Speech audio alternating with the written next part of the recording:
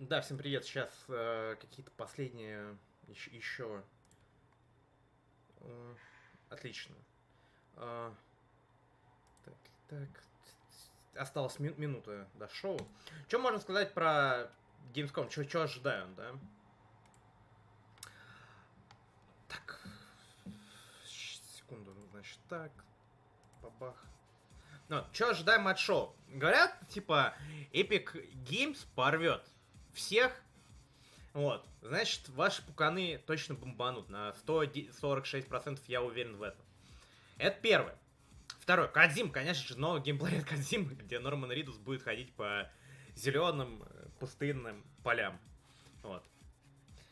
И больше ничего особенно. И сюжет тоже ничего, как всегда, ничего не известно. Лучший маркетинг от Кодзимы. Потом. Borderlands 3, конечно же, еще раз покажешь, скорее всего. Потому что, как мы можем не показать еще Borderlands 3.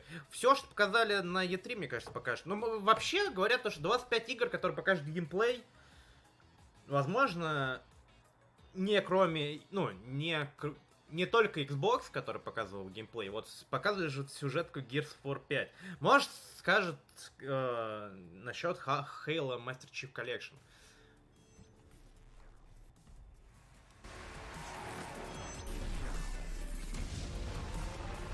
Вот.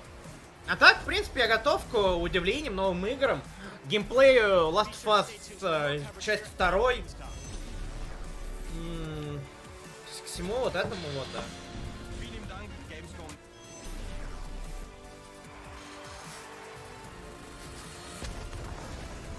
И экстры.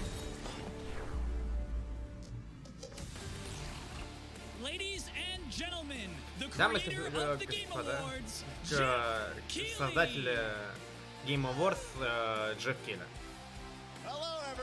Привет всем. Добро пожаловать на Gamescom. Как у вас дела? Ну, нормально. Очень рад быть на Gamescom. Ну чё, большая неделя для игр на Gamescom. This big week for gaming, and I said, you know what? Let me talk to all the publishers, all the developers, and давайте я поговорю со всеми разработчиками. You know what? This is a great idea to come here to show you guys some of the best games that are coming out in the next couple of years, and you're going to see them here tonight. We're going to see a lot of gameplay. You guys into that? Много геймплея будет. All right. Это хорошо. Мы ждем геймплей. Надеюсь, без обмана, Джефф Килли. Я обманываю Джефф Килли. Пожалуйста, хоть хотя бы ты. And we're all here to do one thing, which is celebrate video games, and we're going to have a fun week. So we got 2 hours of stuff. Let's get right to it and kick off Gamescom in style. We're going to start with a guy who was on Inside Xbox just a couple hours ago.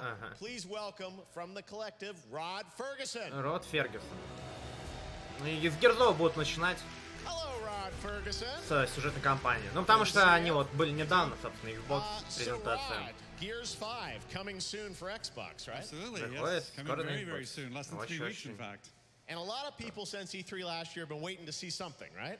Yeah, I mean, we had a plan. You know, we wanted to talk about Escape and Versus and Horde, which we've been doing, but obviously from E3 people really wanted to see more about the campaign. So, посмотрите, как они продают Орду. New campaign story trailer. Новый стори, ну, новый трейлер компании. Gears 4 5. Gearsов 5. Помните, как Gears 4 были, а потом они вернули Off War, потому что это с точки зрения маркетинга было невыгодно.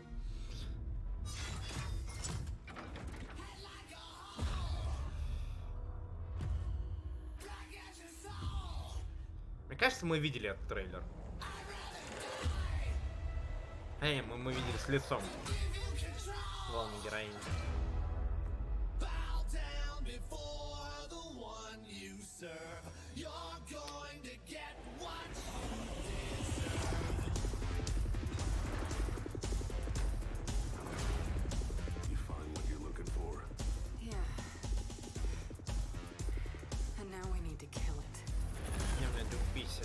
Что-то много зимних уровней в этом году. Главная героиня что-то видит. Предзнаменование. Чувствует Орду, может быть.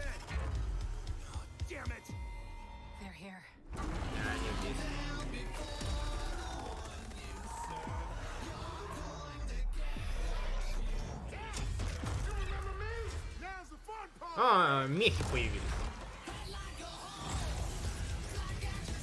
Ну, по графону это 4-й Герзы. Так. Больше КТЕшек. Оно, кстати, по постановке начало чуть-чуть походить на Last of Us. Первый.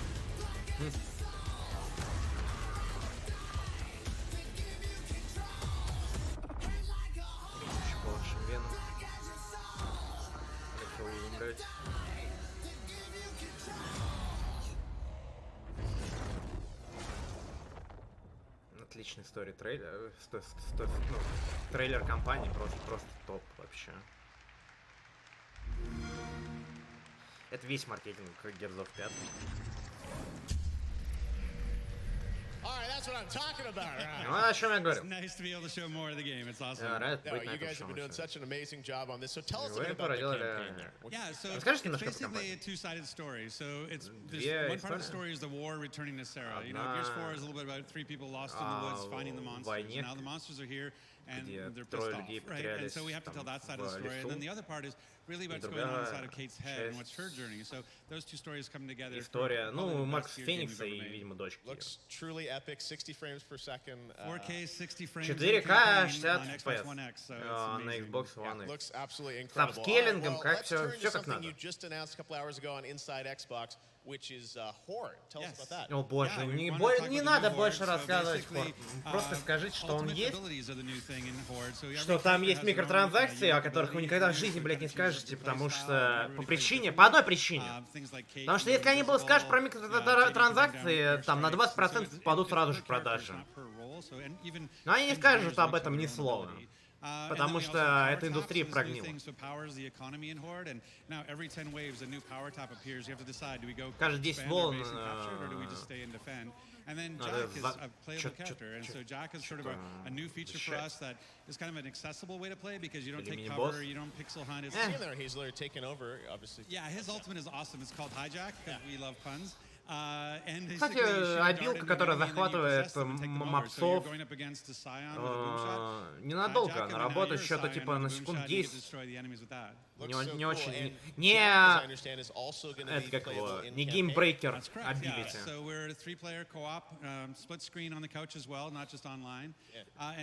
И кооп сплитскрин и онлайн на 3 человек будет.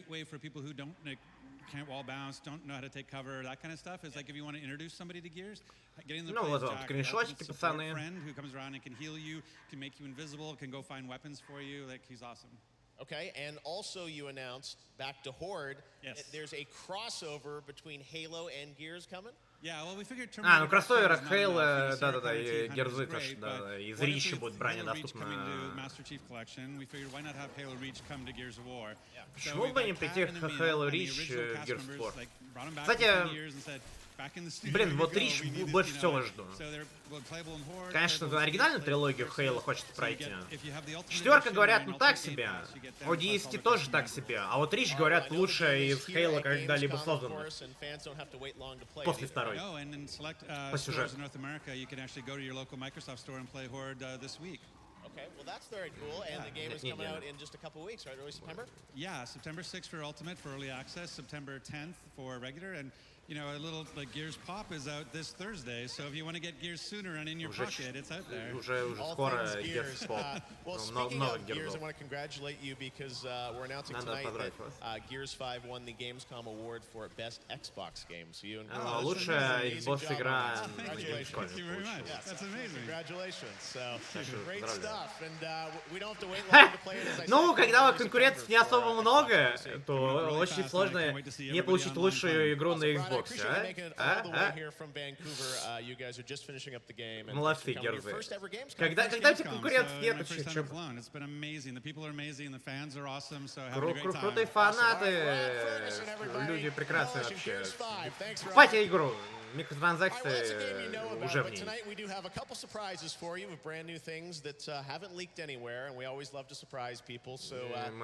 Нам нравится удивлять людей, так что давайте посмотрим на что-то новое. Мировая премьера.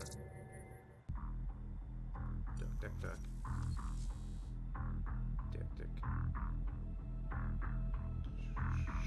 что-то совершенно новое или сиквел чего-то старого? Пока сложно сказать.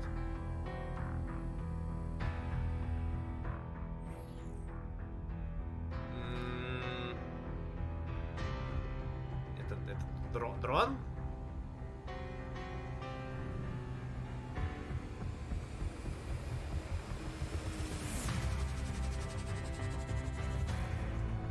Почему мне кажется, что это как его, пикая билд симулятор, короче. Не-не-не-не. Но было близко. Какая-то ракета, какой-то вертолет, Хоукс. Это как его? Команч. Новая игра по вертолетикам. Очень много геймплея. That's right. The classic Comanche is coming back. Classic from THQ Nordic. I loved playing this game when I was a kid on PC. Nova Logic, Voxels, and I'm here with Kirk from Nuclear because you're the guys that are bringing this to life, right? Yeah, we did. Actually, great to be here. Good seeing you tonight. It's great to see. So tell us a bit about this game. How did this come about? You guys getting involved with this? Well, actually, 2 years ago during Gamescome, we came up with an idea and approached THQ Nordic, the cool guys, and said. We have an idea how to get it back to life in the 21st century, and they like the idea, so here we are. Okay, so and this is it's a team-based online. Yeah, it is. Yeah. Tell us a bit about that. Team-based online. Because we have done a lot of stuff in the past, multiplayer-wise. Yeah. And so, yeah, but you will see some live footage later on. So. That's right, because we're not just CG trailers. We've got real gameplay for you guys. У нас есть gameplay. You want fans to be a part of making this game, right? Tell us about that. Absolutely, because everybody loves helicopters. They kick Все любят вертолет. Go to the chopper and then shoot somebody. So, yeah, that's it. All right, well, let's take a look at the first gameplay from Comanche, right? But you can join us as well in the development. Но есть ниша людей, которые любят вертолет. Но то, что он мультиплеерный, хороший вопрос. И как он будет выглядеть? От первого лица или от третьего? Или от первого и от третьего одновременно? Те, кто не играет в War Thunder, потому что в War Thunder мало вертолетов. Или вообще нет. Yes, Virginia, it is. And there's a game exactly for that. Это игра специально для этого. Objective-based. 5 на 5 чуть. Так,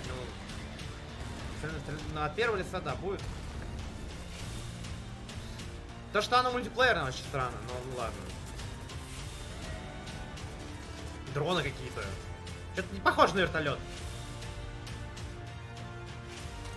С обилками будут вертолеты.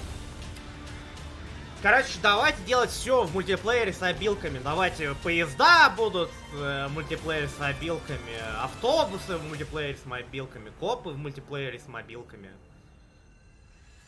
С дронами. С обилками. И мобилками, и обилками, и на мобилках тоже. В следующем году на стыде.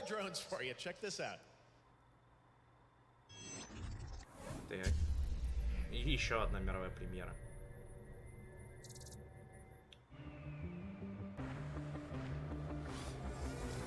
С дронами.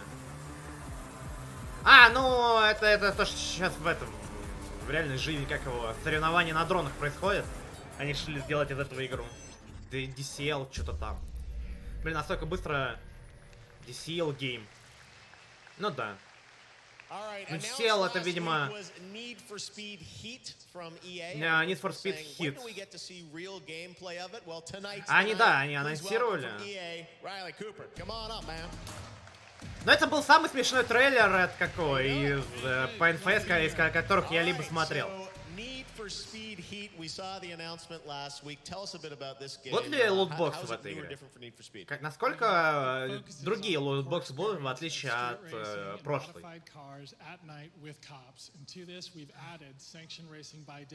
Ну вот, они, да, они совместили Pro Street с обычным NFS Underground.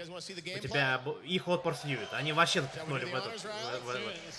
Давайте посмотрим, да. Давайте посмотрим на геймплей. То, что у тебя будут утром обычные, типа, профессиональные гонки, а ночью у тебя будут типа против коп. Незаконные.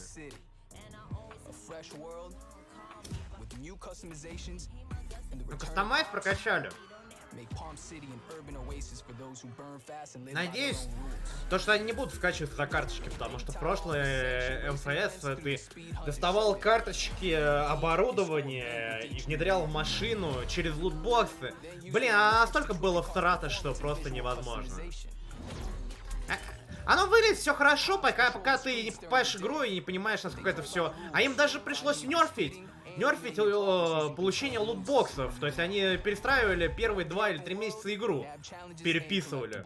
Потому что обратно игроки взревели и сказали, ну вы охерели вообще. Оно выглядит, я бы поиграл, я бы купил NFS Hit и поиграл, потому что выглядит оно вроде даже прикольно. Но ты только представишь, что это игра от EA, и то, что там веселья не будет, а будут лутбоксы, и все желание сразу же отпадает. Я видел там настолько мыльные текстуры города, что просто жесть. Блин, я бы отмотал назад, чтобы показать вам. Блин, а мышь видна? Не, мышь не видна, блин. Или видна. Не, мышь видна. Блин,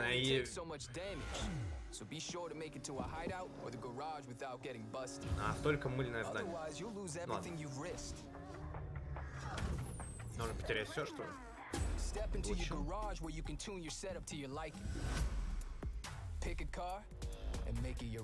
Кастомайз выглядит клево. Так. Спидкарт.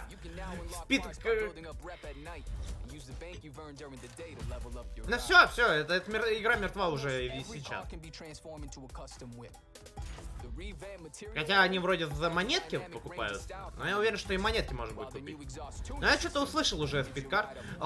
Система как в новом ребуте NFS была, который просто Need for Speed назывался.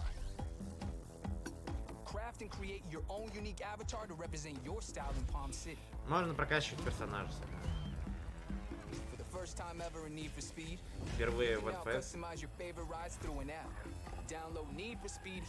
Короче, через мобилки можно будет прокачивать свою тачку прям пока на работе прокачиваешь свою мобилку, приходишь, донатишь на спидкарты, потому что ты втираешь в мультиплеере каждый второй заезд и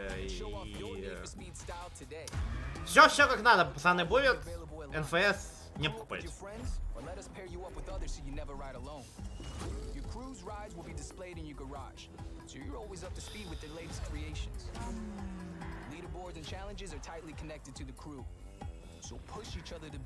А все еще критерии на разработку, которые Burnout Paradise сделал, ну и вообще Burnout.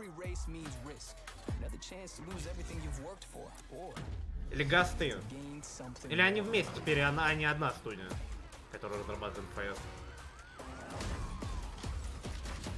Ну, физика машин все та же, что и была в NFS.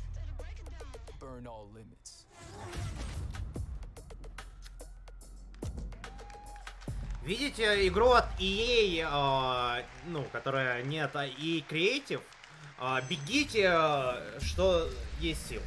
Пацаны, советую только бежать, что есть. Basically build my car now in advance of the game. Is that how it works? That's right. Heat Studio is an awesome app. You can have access to full visual customization of most of the cars. Вы можете лутбокс теперь даже через мобилку покупать, пацаны. Спидкарт.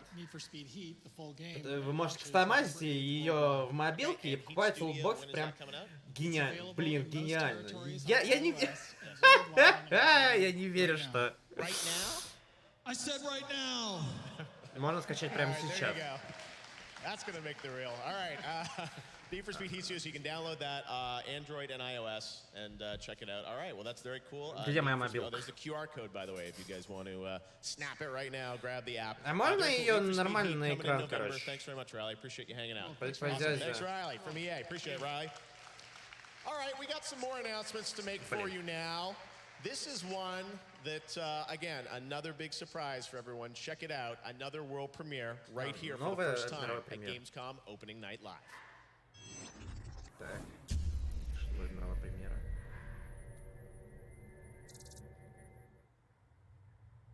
Можно даже не играть, просто донатить. Типа того. Неужели? Нет, Starter. Я думал, Starfield.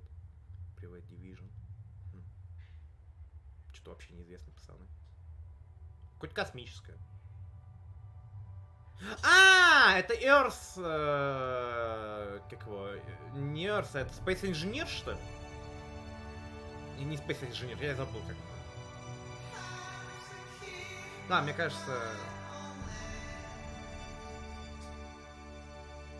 Мне даже интересно, я в NFS Hit сейчас прям зайду. Пока у нас космические приключения происходят.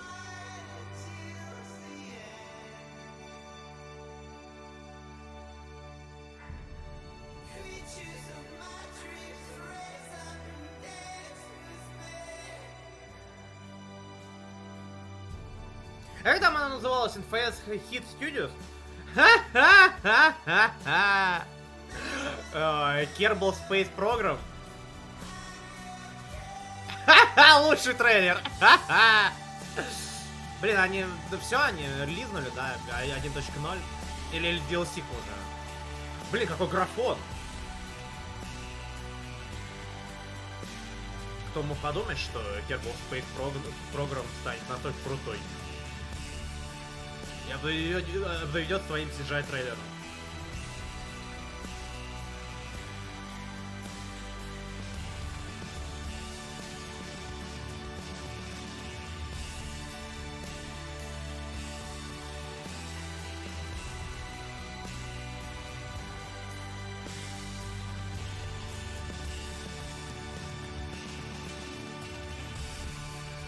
Один из самых впечатляющих роликов на этой презентации. Блин, офигеть!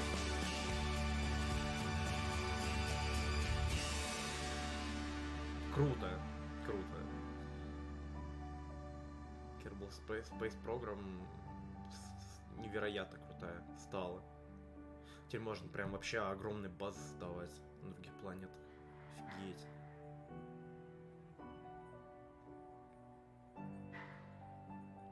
Kerbal Space Program 2, это вторая часть. Круто. Еще, я думал, что это первая часть.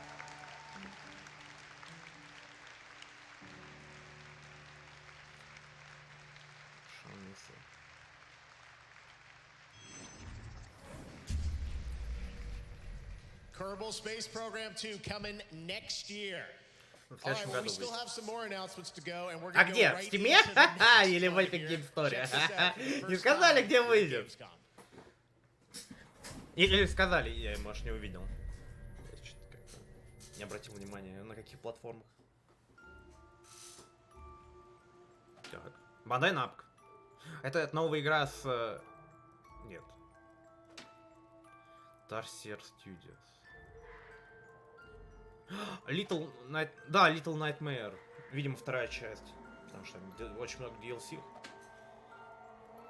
Очень похоже на Little Nightmare. И по стилистике, и по визуалу. Да, да.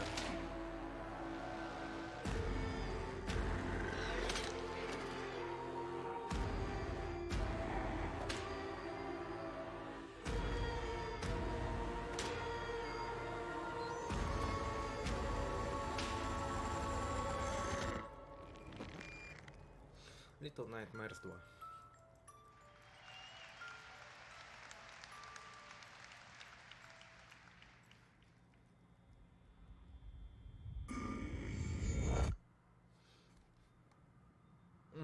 Nintendo, PlayStation, PS Digital Download.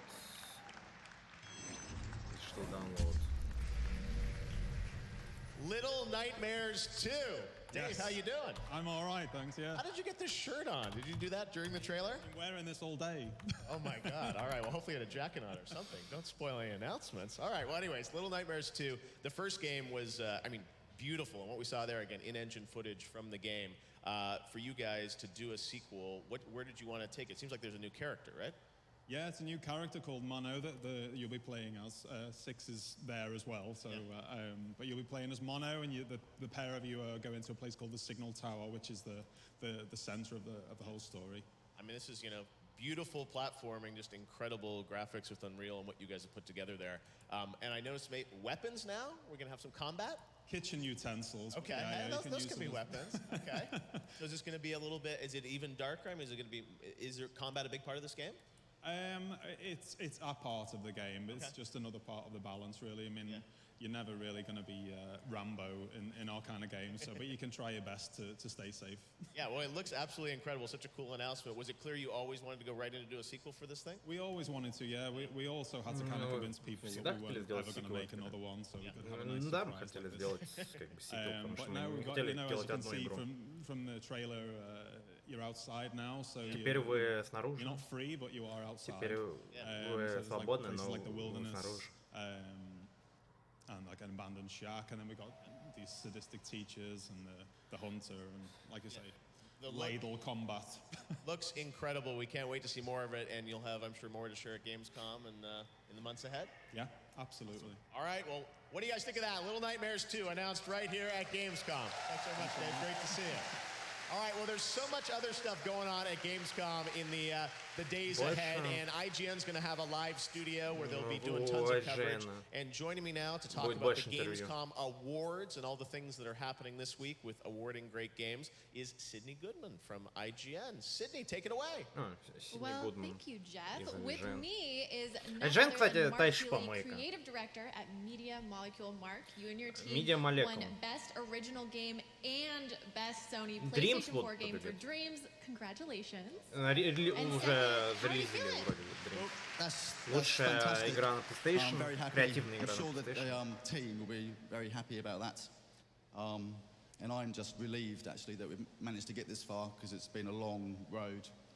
So I should probably say thank you to Sony for letting us take so long to get here.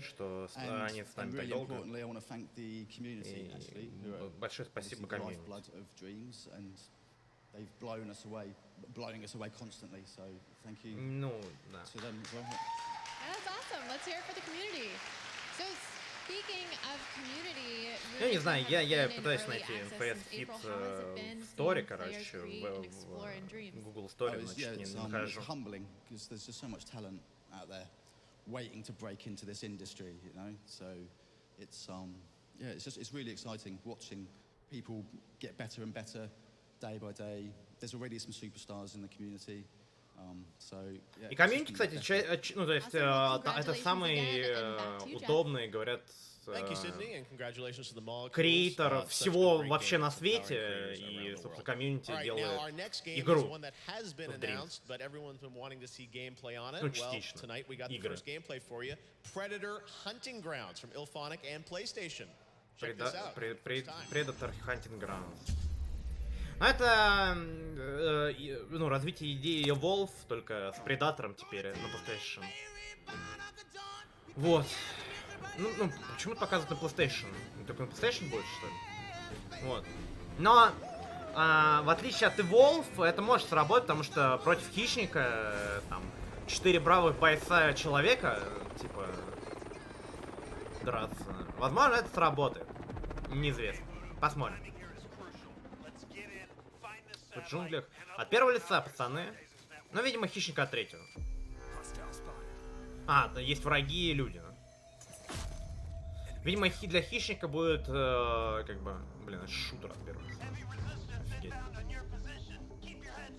Вот, и, видимо, что-то графон выглядит так себе, если честно. Как его, отдач по уровню стрельбы на старые Call of Duty подходит. Классическая музыка. Ну да, третьего лица. Ну, видимо, у тебя есть миссия на уровне. Типа убить там... Плохих вояка, а у Предатора... Охота начнется в 2020. Ну. There you go, your first look at Predator. I'm here with Charles from Ilphonic to talk about this. So you guys did Friday the 13th. Yes, sir. How do you go from there to Predator?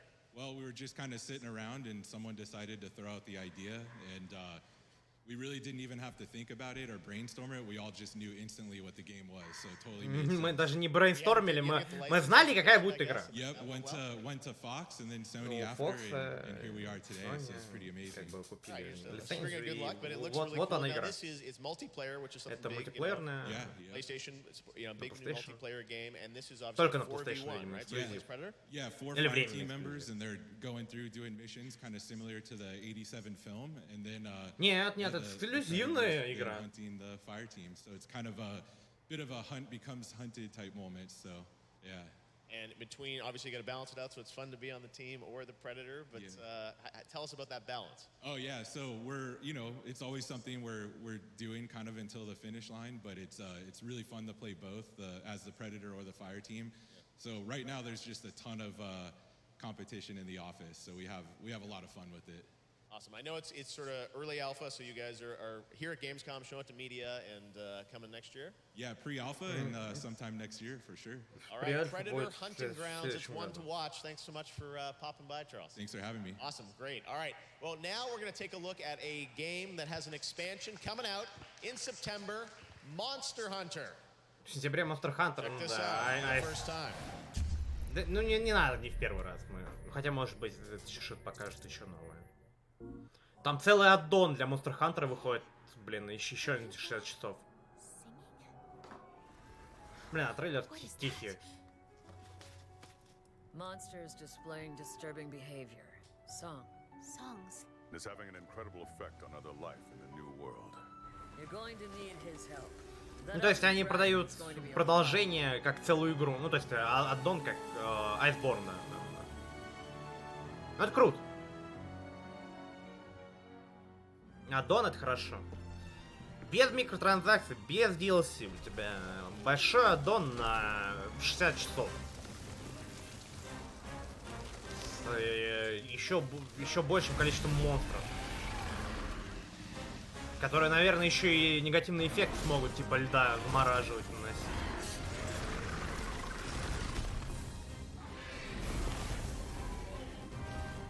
Единственное, что в Monster Hunter не очень удобно, я не помню. Там вроде нельзя лок на цели делать. Типа это просто в память.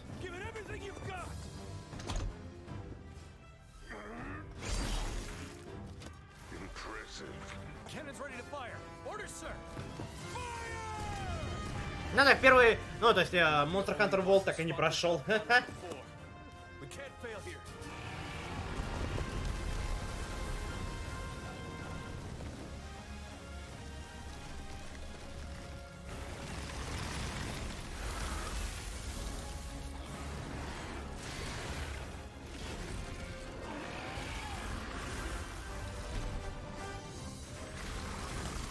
Ну да.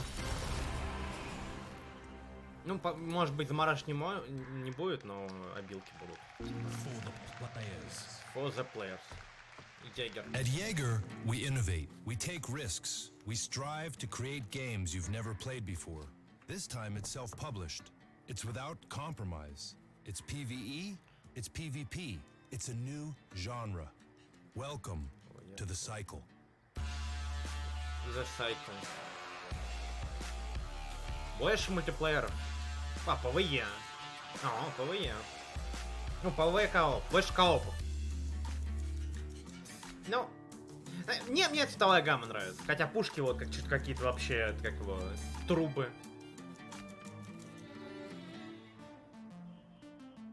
Это вообще на Дустан похоже. Ну, вроде как приятное, но вроде как такое, как-то рисованное. ПВЕ ПП.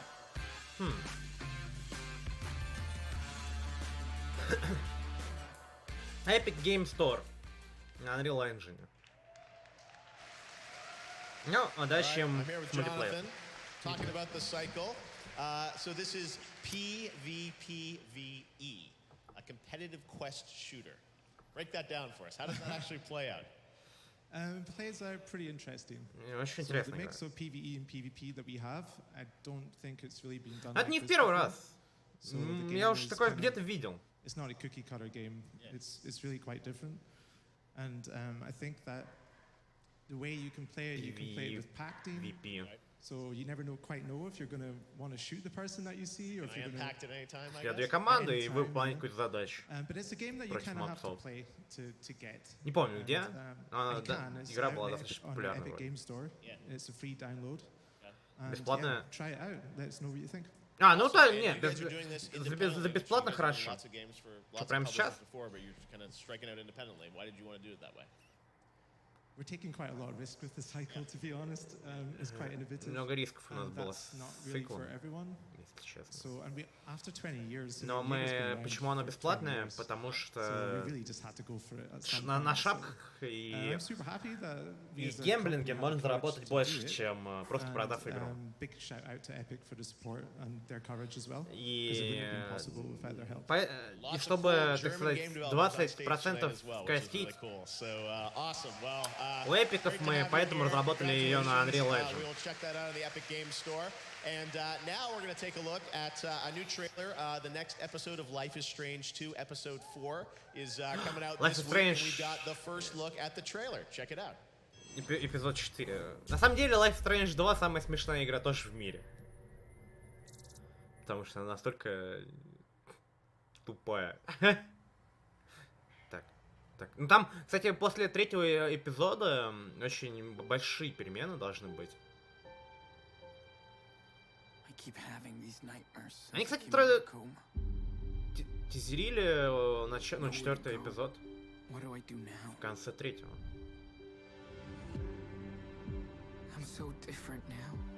Теперь я изменился. Теперь не понимаю себя. Фига себе. Потерял Дэниела. Где он прячется? Много людей ищут твоего брата. А как долго? Уже прошло 2 месяца. В 4 штатах ищут. 9 из 10, 10 из 10. You might spend the rest of your life in prison, or you can talk to me. We gotta be careful now. How would I even find him? А еще в третьем эпизоде ты по-любому лишаешься глаза, так что никакое решение не сможет. Это судьба. Никто не сможет остановить меня. Я не боюсь. Где? Надо найти братишку. Помочь своему братишке — это единственное, о чем я могу думать. Блин, самое интересное, что... Шон? Это как его... Хлоя или это как его... Или Макс из первого Life is Strange, кажется, была. Hideo Kojima's here, everybody. Hideo Kojima в здании.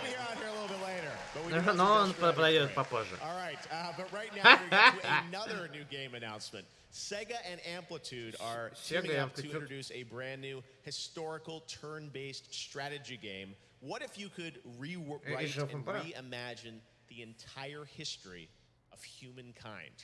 Check out this world premiere.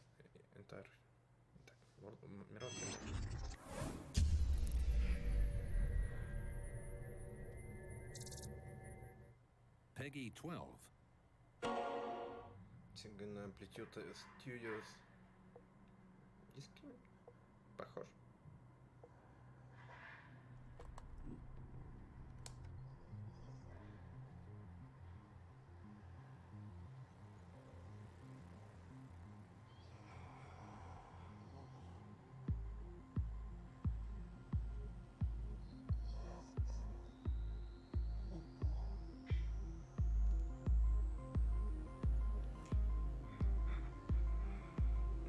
Биты слушает.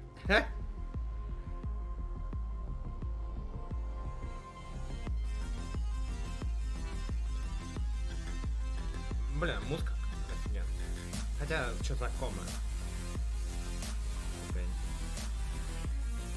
Блин. Ха-ха-ха-ха.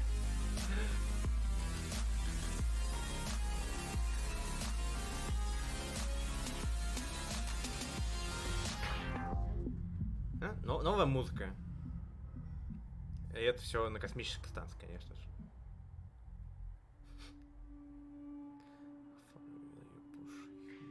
Насколько далеко вы толкнете человечество?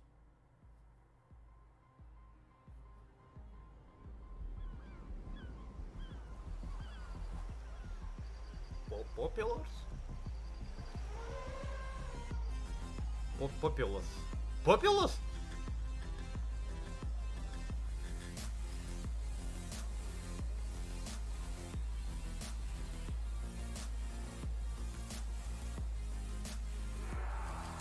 Или... Нет, Humankind. Не, ну, вроде Humankind. Больше стратегии. Alright. Now it is time for Borderlands 3. You guys ready? Я же говорил, что Барда 3 будет еще. Enthusiasm. Alright. Please welcome from Gearbox, Paul Sage. Paul Sage. Hello, Paul. Hey, Jeff, how are you? I'm doing pretty well. You've been traveling around the world. There's so much Borderlands stuff going on, but we don't have to wait much longer for this. Coming in September 13th. So let's talk Borderlands 3. First of all, the campaign. I know last week a lot of previews went up. Influencers, press got to play it. So we got a little footage of campaign we're going to talk about first before we get to talking about the end game, which we're very excited about. But tell us a bit about the campaign and sort of what you guys have shared recently on Borderlands 3. All right, so we showed off about 4 Отличный hours кадр, of как just the beginning снимают. gameplay where you start on Pandora. And then we moved on to Eden 6. Я считаю, что этому чуваку надо дать это как его лучший оператор на Gamescom 2019. Who fall out of love, and one AI who's a jilted lover takes and shoves the other AI just straight up into a pink plush bear who is 1218 брони, 942 хп.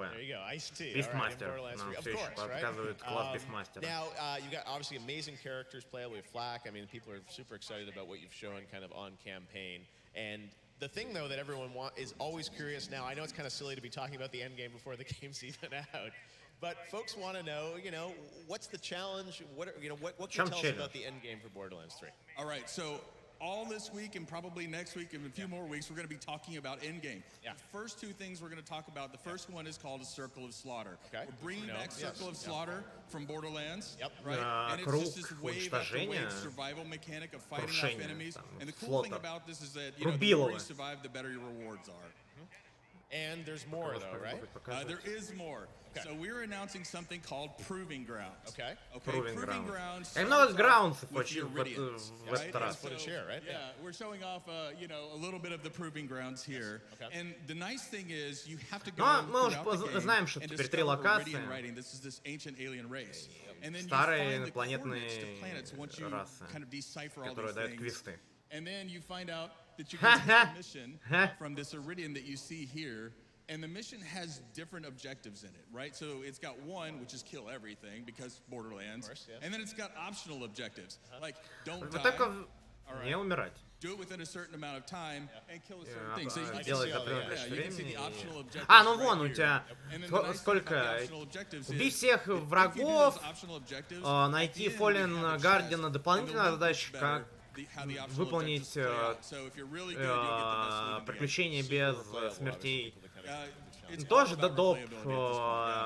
Убить босса за 18 минут, убить босса за 15 минут. И у тебя время пошло на полчаса. This obviously, the Proving Grounds, this is one map. Are there multiple Proving Grounds, obviously? Yeah, there's about 7 different Proving Grounds scattered throughout the game. Actually, sorry, I said 7, I meant 6, but I'm sure there'll be more down the road. Right. But, all right, so that's, and I'm sure there's probably even more in game, or? There's all sorts of in game. Again, like I said, we're going to talk about it more. We have something called Guardian Rank, which is if you play Borderlands 2, it's like Badass Rank 2.0. We'll be talking a lot about that. So yeah, a lot of stuff coming up. All right, well, we don't have to wait long for Borderlands 3. Мы не можем дождаться. Когда же вы релизните ее в эту историю? You'll be able to check it out on Friday the 13th. That's September 13th, 2019. I hope everybody is there. Oh yeah, and I'm sure you're going to have it playable here at Gamescom, so everyone will be checking it out, right? Yeah. All right, Borderlands 3, the guys from Gearbox. Paul, thank you so much. Thanks again. Kicking off Gamescom with us. Really appreciate it. All right. So now we've got a cool new game to show you guys, and this comes from a German studio. And sometimes we get pitched indie games for Game Awards or even Gamescom, and sometimes we get trailers that just blow me away. And this is a game that you may not have heard of before, from a studio that you may not know about. But take a look at this. I was really impressed with this trailer. So we're so proud to announce this brand new independent game made here in Germany on opening night live. Check this out. Let me know what you think. I was really impressed. Очень был впечатлен. Давайте тоже впечатлимся. Премьера. Unreal Engine. В Epic Game Story.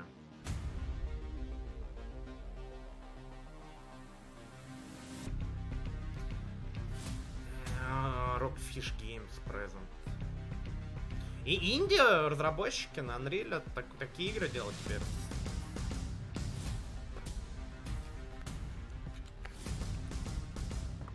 Свой Star Fox решили запилить. Так.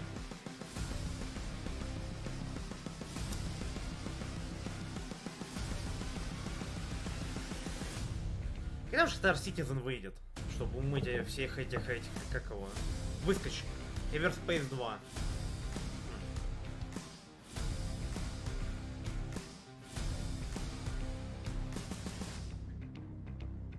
Наверное, ты что-нибудь про Everspace слышал? Это же, это как обычно все космические симуляторы или типа того, не знаю.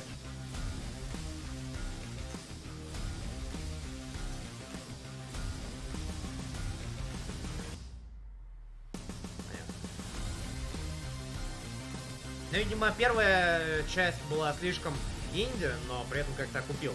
Наверное, в Стиме, потому что выходил. Теперь они продали свою жопу эпиком. Давайте, покажите это отвратительное лого.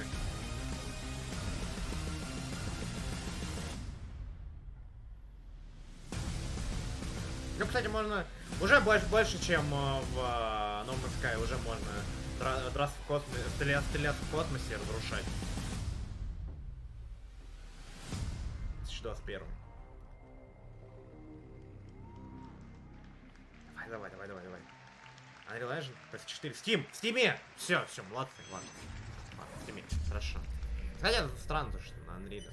Видимо, Unreal 4 очень удобный движок для создания игр. Nintendo Switch, внезапно. А, да, Ведьмак 3 на Nintendo Switch.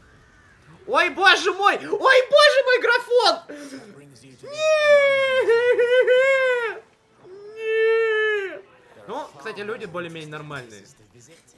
Но красивые Нет! Нет!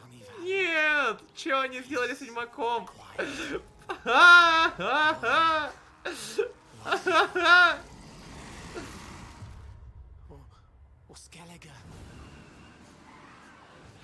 Friendly nature, breathtaking landscapes, kind folk, welcoming of travelers. I wager you'd have a much better time there. Another grand. Another beast, I tell you. Merchants, taverns, Gwent, horse races. Who knows? Maybe even true love.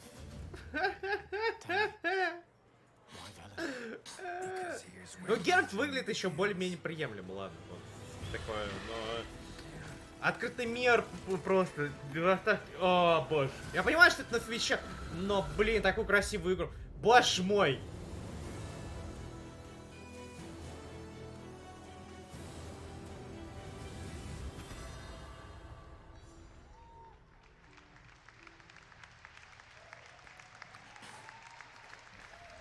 Complete Edition. Ну, хотя бы. All right, there you go. Witcher 3 Switch announced October 15th. That's the announcement of the release date for that. Now we're going to talk about FIFA 20. Нет. And joining me from EA to talk about FIFA 20. Нет! Matt Turner from EA. Matt, come on out. Там один человек. У-у-у! Это, наверное, один из поклонников FIFA или разработчик EA. Пошли в жопу с FIFA 20. Volta. What is Volta in FIFA 20? Yeah, well, Volta football is really all about celebrating something that our fans have been asking for. I mean, we've been honing Блин, я пойду найду ролик, короче, это надо расшарить. We understand that for millions of people all over the world, their stadiums are streets, their cages, their courts. Я ввожу в гугле Ведьмак 3 на Switch, и первое, что мне выдает Google, графика следующим словом.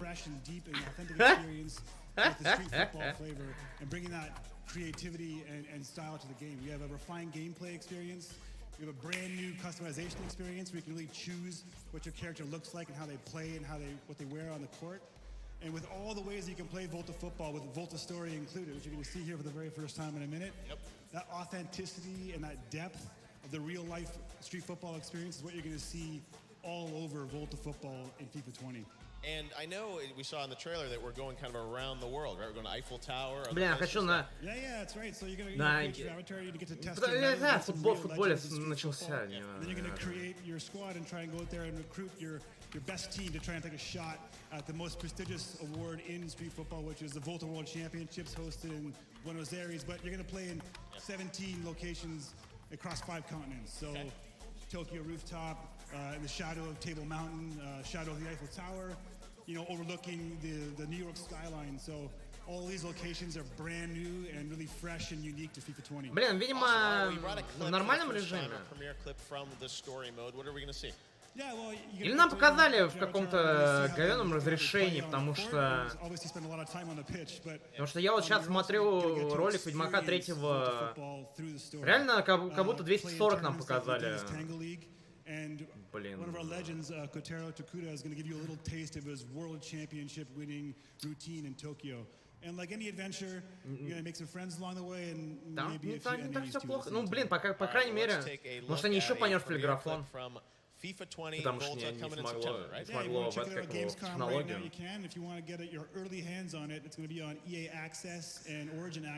Можете засунуть свою фифу себе в жопу с микротранзакциями и лутбоксами. World premiere clip from Volta Story. Thanks, Matt. Из сюжетной кампании, которая не меняется.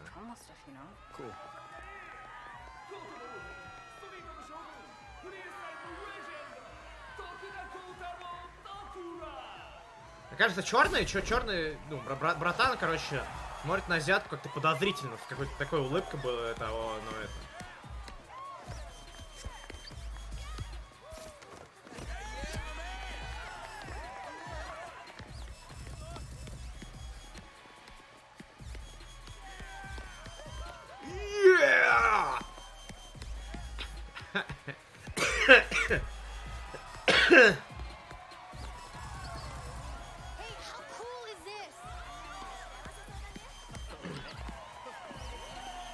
Может, у меня графон? Да нет, еще 80 на 60 FPS. Все хорошо. С трансляцией. Короче, я не могу объяснить тот графон, который я видел в Ведьмаке. Но мне было очень печально. Мне было настолько печально, насколько это вообще, блин, возможно. From the independent studio found interactive private division. Wow. Look at you. Samurai. Guess you took the hard road. Ah, me too. You'd think we'd learn. No, all in the name of progress, right? Progress. They say there's always something better. Burn the old, bring in the new. How'd that work out? Risked our whole future. And we trusted them. And now we fight them any way we can. В любом случае мы будем сражаться. What?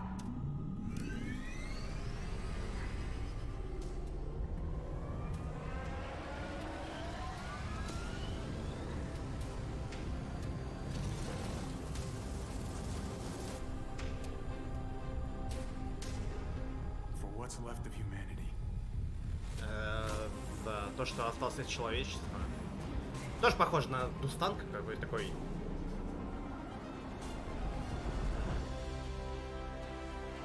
А он выглядит, кстати, хорошо. Она тоже кооперативная на 4 человек. Будем ПВЕ.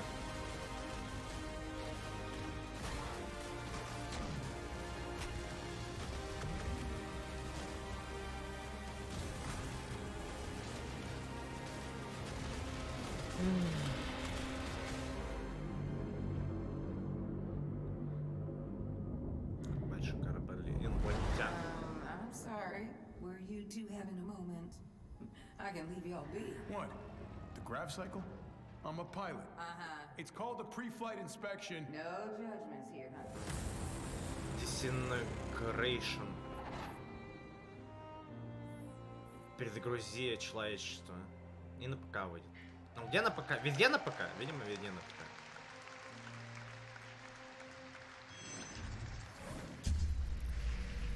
What you guys think of that? Looks pretty cool, right? We got Marcus from V1 here. Marcus, this is so cool that Disintegration is real. You showed the real gameplay there. Так, первый чат подходит к концу. Like 5 years ago, Кодзима в здании. Right? Мы не знаем, Кодзима в здании. You're like, man, we'll kickstart this, and here we are, 5 years later. You've got a bigger team now, right? We do. We have we started out with 3. Yes. And now we have a small team of 30 people at V1 in the Seattle area, back out in the Pacific Northwest. Yes, well, you're known for doing some cool things out there in Pacific Northwest with certainly, co-creator Halo, Master Chief, and this is something brand new. Tell us about the new character. All right, we've got a new character we're playing. His name is Romer. He's a trained grav cycle pilot. It's one of these vehicles that you saw flying in the game. Yeah. It's a game pretty much unlike anything you've ever played before. Эта игра That is true. We have a story. В то, что вы никогда в жизни не играли. Story campaign, as well as a huge multiplayer component to it as well. Okay, well, let's talk about Кооперативная мультиплеерная история.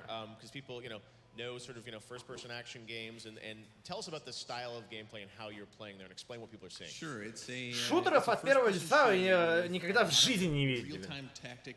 Я видел Doom, и это не шутер от первого лица, это непонятно что. Потом я смотрел на Destiny, я смотрел, это не шутер от первого лица. Вот мы делаем шутер от первого лица. Вы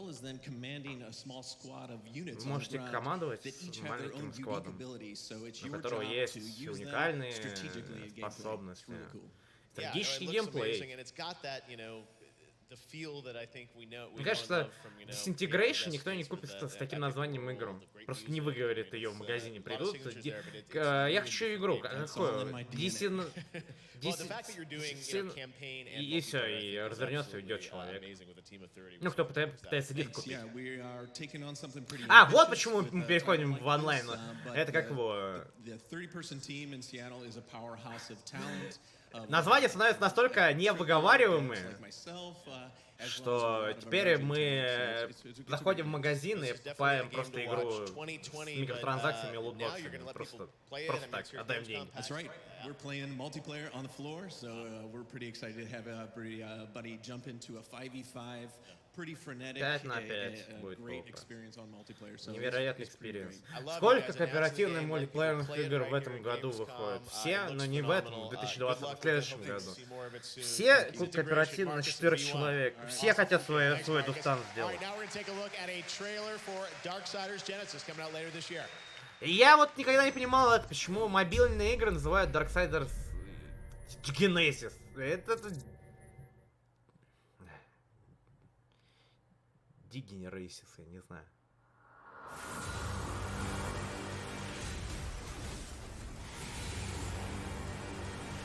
Так, ну это война. Войну знаю.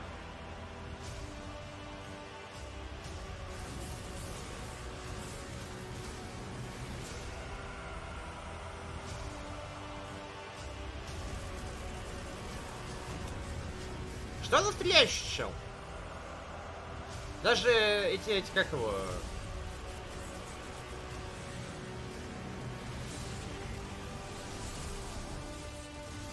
Потому что у меня ни в одном Darksiders не было стреляющего персонажа.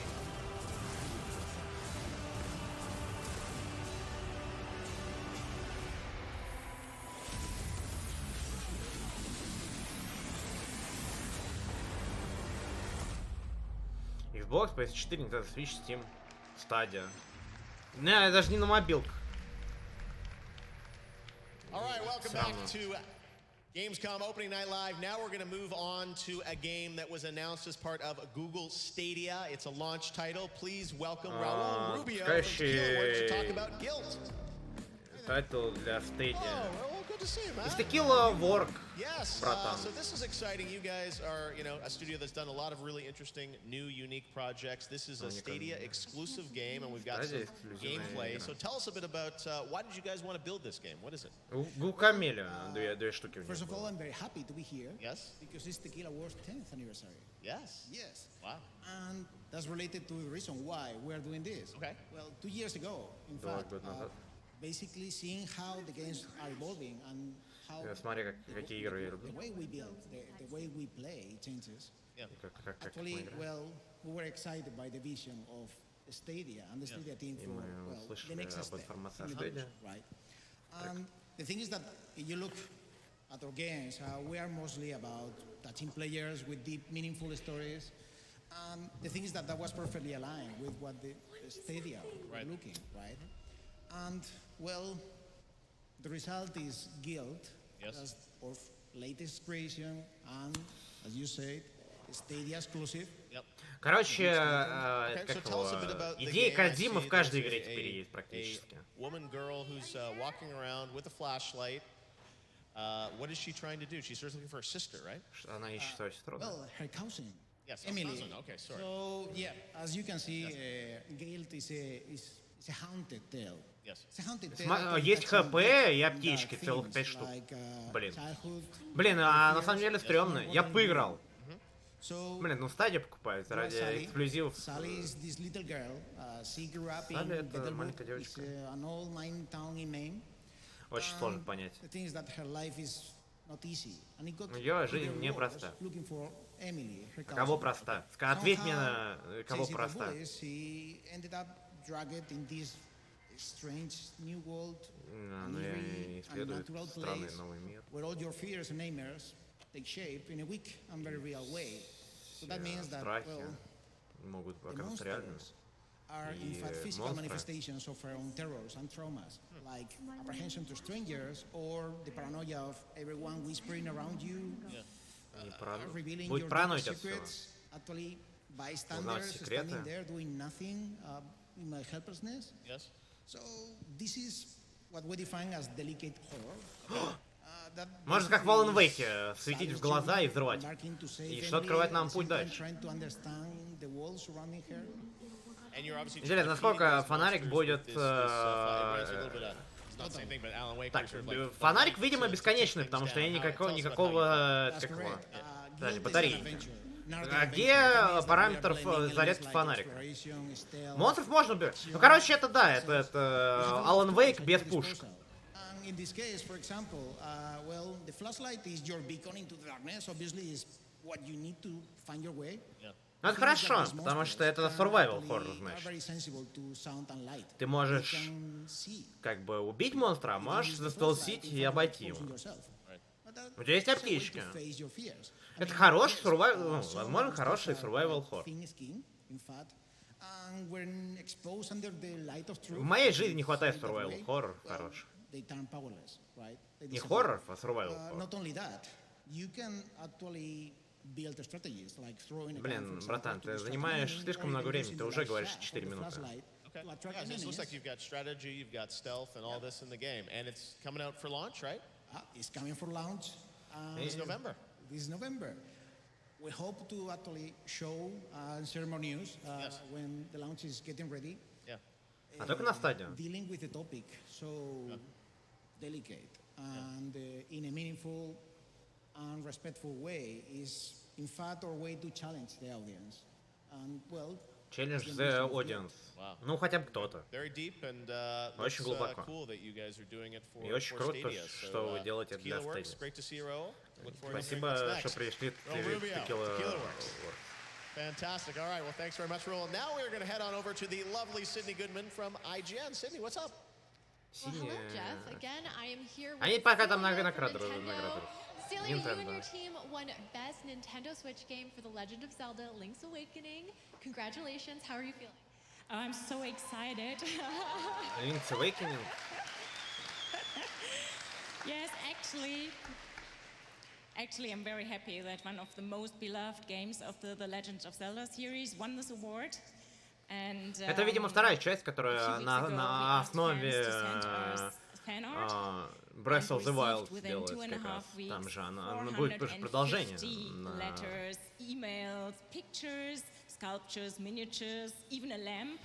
And it's really amazing, and you can see here that the love that Nintendo puts into these games, the love to detail, comes back right to them.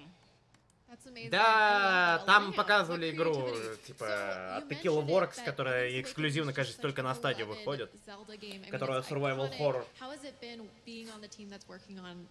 Про маленькую девочку. Она не часть команды разработчиков. They always want to keep the heart of the game, but on the other hand, they always want to introduce something new. That's the reason why we see here this beautiful graphics, which is like a miniature world. And another new thing is the dungeon chamber, which is super exciting for players because here they get the chance to arrange chambers the way they want it. Yes, so I think even for players who played it 26 years ago, they now find something new in this new game. Well, congratulations again, Celia. I know I am not alone when I say I cannot wait to get my hands on that. And back to you, Jeff. Fantastic. All right. Thank you very much, Sydney. Congratulations to Nintendo for that. And now we're going to move on to the world of Destiny 2. Any Destiny players out there? All right. Well, please welcome Scott Taylor and Wendy Wade from Bungie. Bungie. Все те же, которые были на Xbox. Hi guys. How's it going, Jeff Keighley? Нет. Things are going well. You guys are very well branded here. Come on up. Какая женщина? Let's talk about Destiny 2. First of all, какая дама, It's so cool that you guys are releasing this on your own now. And as your shirt says, Shadowkeep is coming October 1. So we're going back to the moon, but tell us a bit about what we can expect from this expansion. Yeah, well, Shadowkeep is our new expansion. Like you said, come out October 1st. It involves the return of a character we haven't seen in a while, Eris Morn, one of the beloved characters from Destiny 1. Yeah. Now, Eris has gone on looking around in the moon, and from Destiny 1 also, and has discovered something horrible that has unleashed nightmares for all Guardians to come back and battle. So it's the moon, but it's totally transformed by the Hive. There's some new spaces that you've never seen before, and then there's spaces that you think look familiar but have been totally reimagined. Wow. Now, you guys are also changing kind of the business of Destiny a little bit in how you're approaching it. Free to play, and obviously, First Light to be able to jump in. Tell us a bit about that and how that's going to change or affect the game. Yeah, New Light is definitely the best time to start Destiny. Not only because it's каждое время лучше, чтобы присоединиться к Destiny, потому что чем дальше, тем больше контента, который ты можешь поиграть. No problem, we got you covered. If you want to fire team up, jump into Crucible, jump into Gambit, play co-op strikes. It's all available right off the bat. Все доступно. Then cross save, you can play your Guardians on any platform you want. И можно играть на любой платформе, которую ты хочешь, если у тебя есть Destiny. And Armor 2.0, there's so much in this game which everyone wants to know about. But tonight, I know you guys prepared a little bit of news for folks on the season that's starting of the Undying. So who's dead that needs to come back to life? Well, I'm very lucky because I get to work on one of the teams that focuses on seasons, which means we're keeping Destiny fresh all the time. It's always a great time to jump in. Yeah. And this fall, while your Guardians are going to the moon to confront nightmares, на Луне будут кошмары. Okay, the Vex. Well, let's check it out. You guys have a little story trailer here to set it up, right? Yes, we do. Awesome. Right, well, let's check it out. A brand new trailer for Destiny 2 Shadowkeep from Bungie. We appreciate them putting this together. Check it out. Спасибо, что Bungie пришли. Но я все равно горд за Bungie, то, что они от Activision ушли. Они теперь будут... Я, конечно, немножко третий раз слушать про Destiny сложно. Но CGI-ролики они не разучились делать.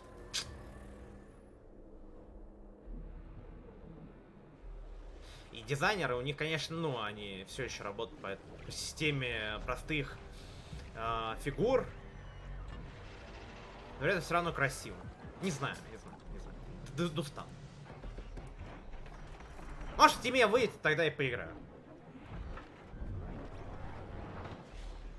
Steam Only Gamer, короче. Это виксикая жизнь. Если я не ошибаюсь. Я как бы не силен в лоре Destiny, потому что я все еще не поиграл. Блин.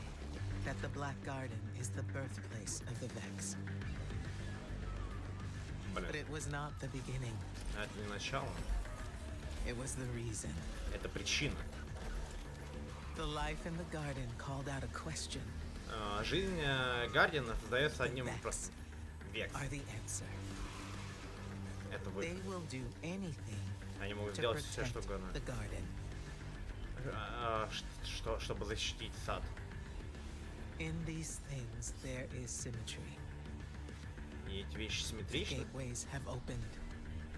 Врата открыты. Вексы наступают.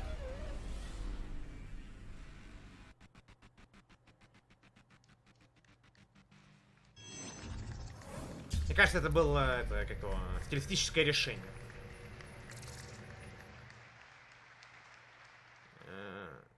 Нодус представляет. Сразу же как новый трейлер. При альфов. Тари Ларский.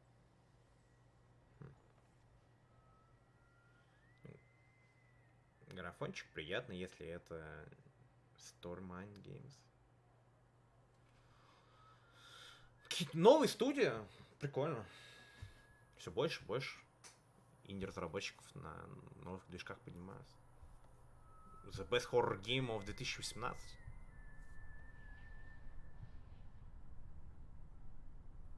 Серьезно?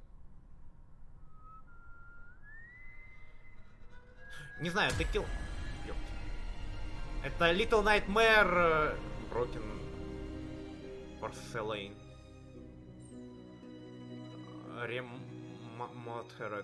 Remothered. На всем выходит.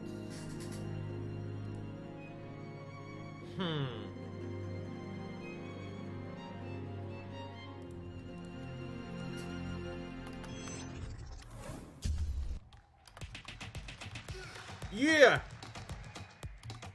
Yeah, Epic Game Store! Yeah!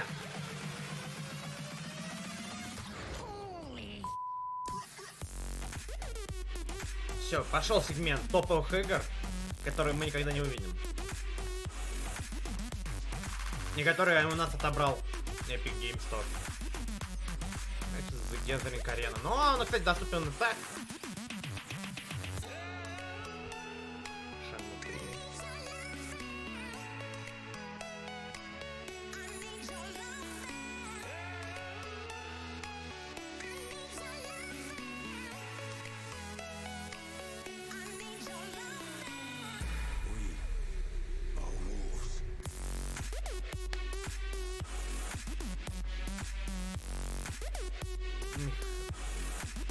Warrior 5. А за игру про обезьян я бы поиграл. Control теперь вроде тоже эксклюзивно для Epic Game Store. Да, очень смешно.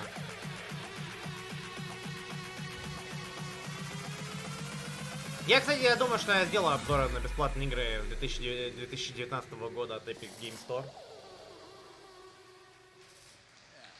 All right, some announcements there from the Epic Game Store about new titles joining that family. And I'm here with Jeff from Wizards of the Coast and Max, who's a big Magic player, because we're going to talk about MTG Arena, which is joining the Пришли Epic пацаны, которые MTG. Magic has been part of players' lives for about 25 years all around the world. And since we started open beta for Magic, the Gathering Arena, we've had millions of people join us. And as we expand the game, we think the next best place for the game is to be part of the Epic Game Store. Неплохо они поднялись за 25 лет. So coming this winter to Epic Game Store, and Max, you're a big Magic player, streaming, playing it. What do you like about MTG Arena? Все. I think the best part for me was playing drafts during the stream, because there's a Twitch on where your viewers let your viewers live vote on which cards to pick. Very interactive, a lot of fun, and yeah, I'm still try-harding off camera a lot of MTG Arena. Yeah. All right, so we don't have to wait long. Coming this winter, Coming this winter, yeah, very soon. MTG Arena, awesome. MTG Well, thanks Arena. very much, guys. All right, Невероятно. Я, кстати, смотрю ремастер, это, видимо, это, кстати, вторая часть какое-то продолжение, потому что... And this ties to a PlayStation game. By the way, I don't know if you guys heard the И news as we were написано, here. что все обзоры в основном положительные. Это значит, что какой-то негатив есть. That just got breaking news during our show. But speaking of PlayStation, we've got another trailer world premiere from PlayStation. Check this out.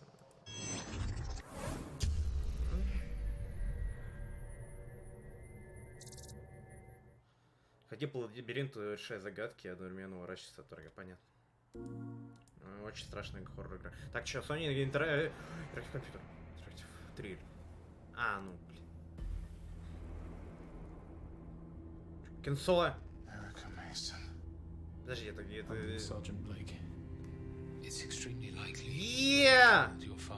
Мы вернулись на уровень в 90-е. Лайф-экшн игры. Бэйби!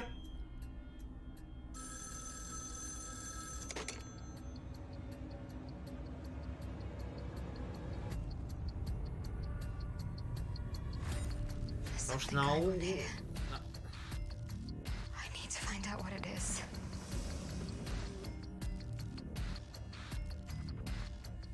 чё там?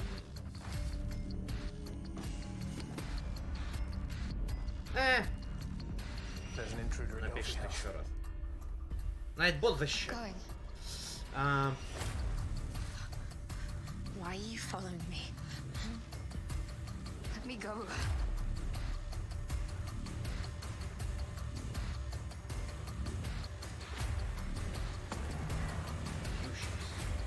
I know what I saw. I know what's real.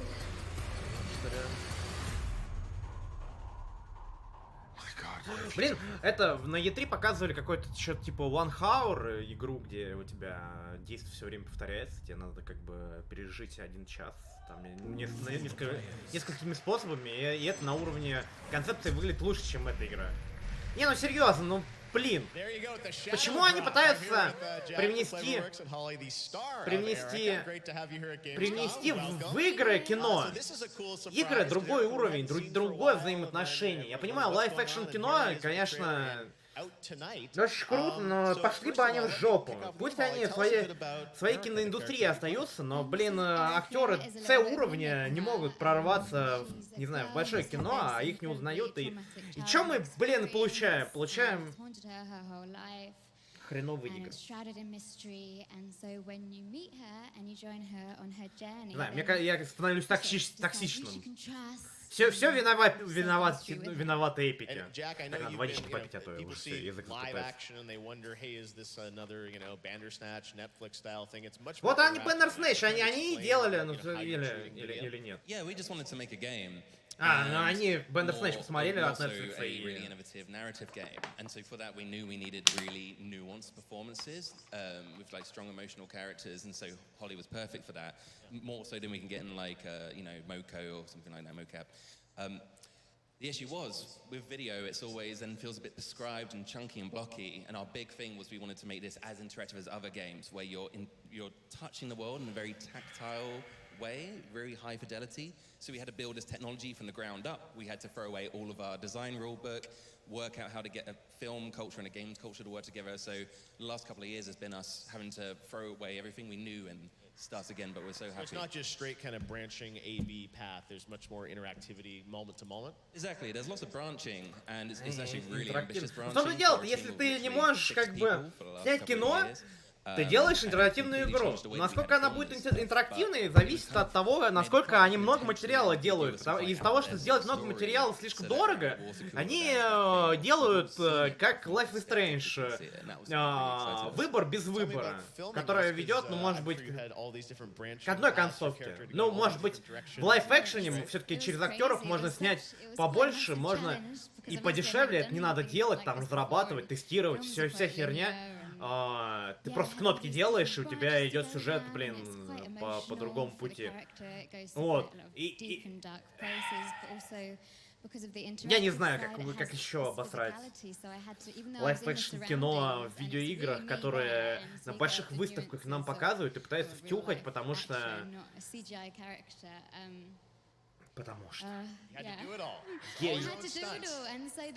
Если бы я хотел посмотреть на реальных актеров, я бы пошел бы в кино.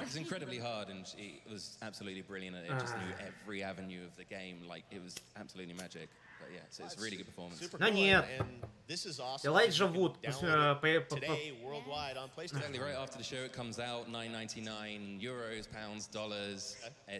Я уже не могу, меня уж тошнит от кино. Вот честно. Я после Human, как его, Детройт. После Детройта я уже не могу. Я просто поиграл, и я понял, что это самое скучное видеоигровые...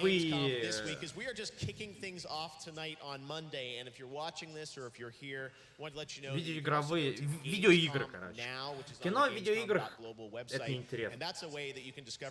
Кино для видеоигр, блин, они могли вполне выпустить это на мобилке и, типа, не насиловать мозги.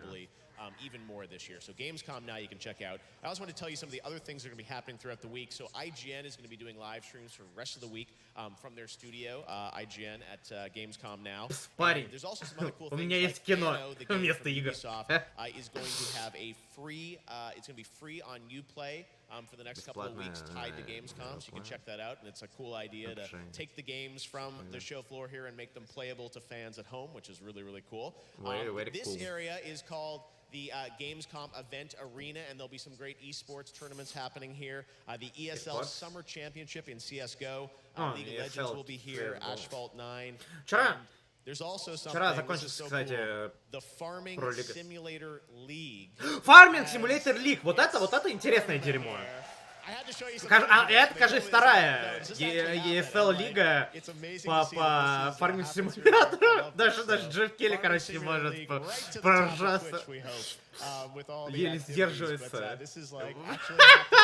Farming Simulator League. So you guys know this, I guess. When I saw this back in the States, I'm like, we have to show this to people. So как мы собрали урожай профессионально. Live here from Gamescom. There is also a cosplay area, an indie village with over 5,000 square meters of indie games, and there are also concerts as well. You guys get a whole week of Gamescom. There's a festival in the city of Cologne this weekend. But speaking я так и представляю, какая-то Sydney from IGN 3 против 3, и типа 3, когда выиграли, такие, да, блядь! С матами, с унижением. Блин, интересно, сколько у меня? Thank you so much. I'm very excited being here. Yeah, a couple of years ago we were here, and we played the first ever rock concert at Gamescom.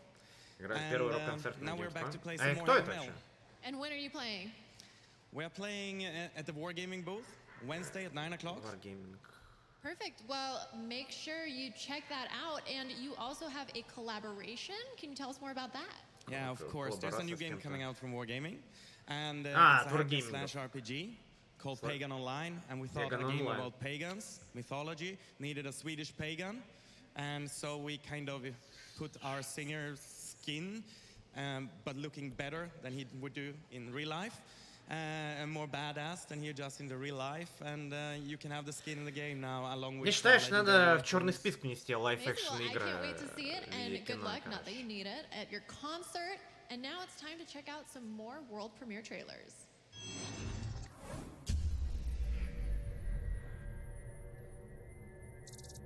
Надо пройти Her Story, чтобы убедиться в этом. Так, Ubisoft. Но у вас же уже есть одна игра про корабли, которая все еще не вышла. Так, ага. Это оно, что ли? Какое из оно?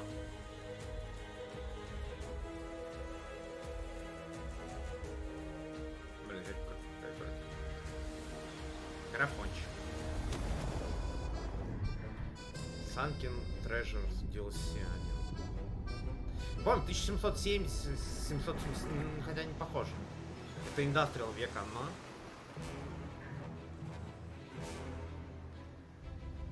Ну все, у Келли больше не осталось игр. У нас пошли DLC.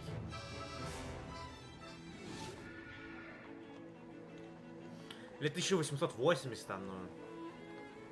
Ботаника. DLC 2.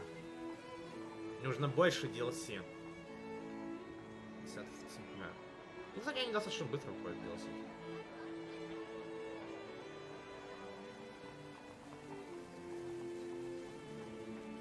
Блин, очень хочу про лигу по фарминг симулятору смотреть, реально. Это реально новый экспириенс. Потому что это как его... Ну вот, сидишь, смотришь, там, две скоординированных команды, короче, берут тайм-ауты, пытаются как бы менять там, одного оперативника, чтобы немножко менять тактики, защита, хотя защита все время более-менее одна, у тебя врывы происходят. Что в контре? В контре абсолютный скилл, короче, тоже какая-то координация, удержание быстро точек. В фарминг-симуляторе, блин, собирание урожая, наверное, на какое-то количество очков должно же, там, не знаю, взрастить поле огурцов, допустим, и собрать их, или наоборот, у них есть задача, типа, взрастить какой-то определенный ресурс, а один растет быстрее, другой медленнее, но собрать какое-то количество бабла и продать это все. Очень интересно, на самом деле. Оно 1800, да, DLC. 25 августа бесплатно. Чтобы DLC купили. Если игру не хотите покупать, DLC хотя бы купи.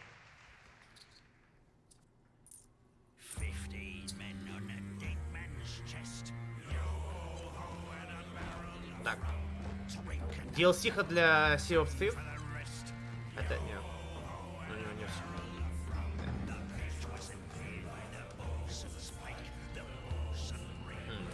Какая-то еще игра про пиратов. Пираты снова в моде. Skull and Bones от Ubisoft все еще не вышла. Где она? Когда? Они уже 3 или 4 года ее разрабатывают, все не могут разработать. И на этом E3 ничего не было. Видимо, у нее какие-то большие проблемы. Может, они посмотрели на For Honor и компетитив корабли, они что-то как-то не работают по сравнению с Wargaming и... Не знаю, кстати, и у гайджинов. Или посмотрели то, что у них фри-то-плей, это, блин, компетитив игра.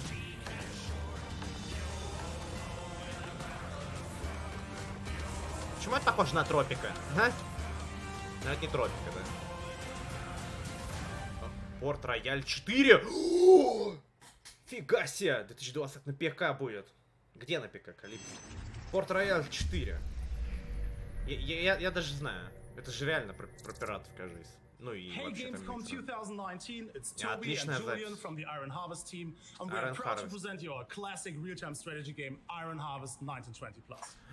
Но что нельзя сказать про это Gamescom? Разнообразие европейских игр по сравнению с западными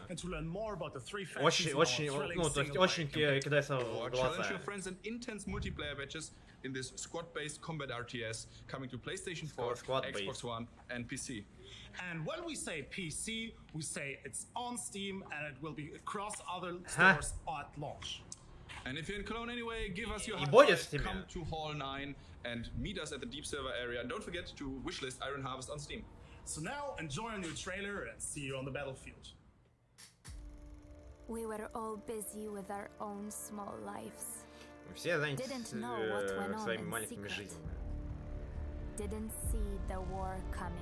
И не знаем, что война грядет.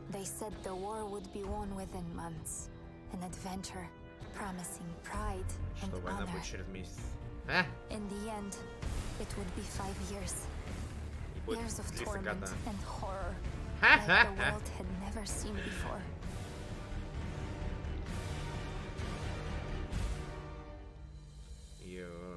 The Great War that was supposed to end all wars is over, while in secret, the seed is sown for the next war.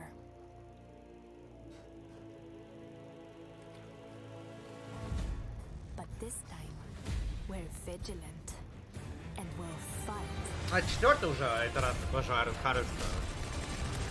Потому что вроде третья уже была. Или третья. Не помню.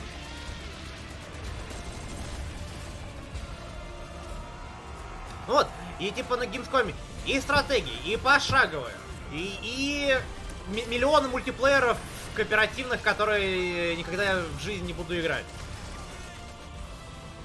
И даже бесплатные парочку игр. Вот со Cycle пойдем. Iron Harvest 1920 плюс. 1920 плюс. О, вообще же не обходит, да? Gamescom is in full swing, which means we have more 2019 Gamescom award winners. Let's hear it for Best Action-Adventure Game, Black Sad Under the Skin from Astragon.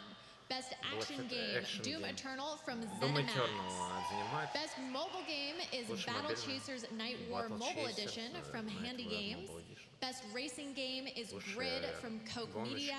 Best Sports Game, Roller Champions from Ubisoft. Ubisoft Roller Champion, которого на E3. Она уже вышла. Best Strategy Game, Desperados 3 from THQ Nordic. Best Family Game, Concrete Genie from Sony. Best Role-Playing Game, Wasteland 3 from Coke Media. And Best PC Game is Ghost Recon Breakpoint from Ubisoft. Yeah, let's hear it for the winners. There we go, there we go. Вот и... Пацаны спереди отражают все настроение. Gamescom is the biggest gaming event. Реклама Gamescom. With over 350,000 fans attending from all over the world. Но я уже на самом деле немножко потрачен. Так, от Зима, выйди, порадуй, чертяк. Streaming exclusive demos, tons of brand new gameplay, developer interviews, and sights and sounds from the show floor.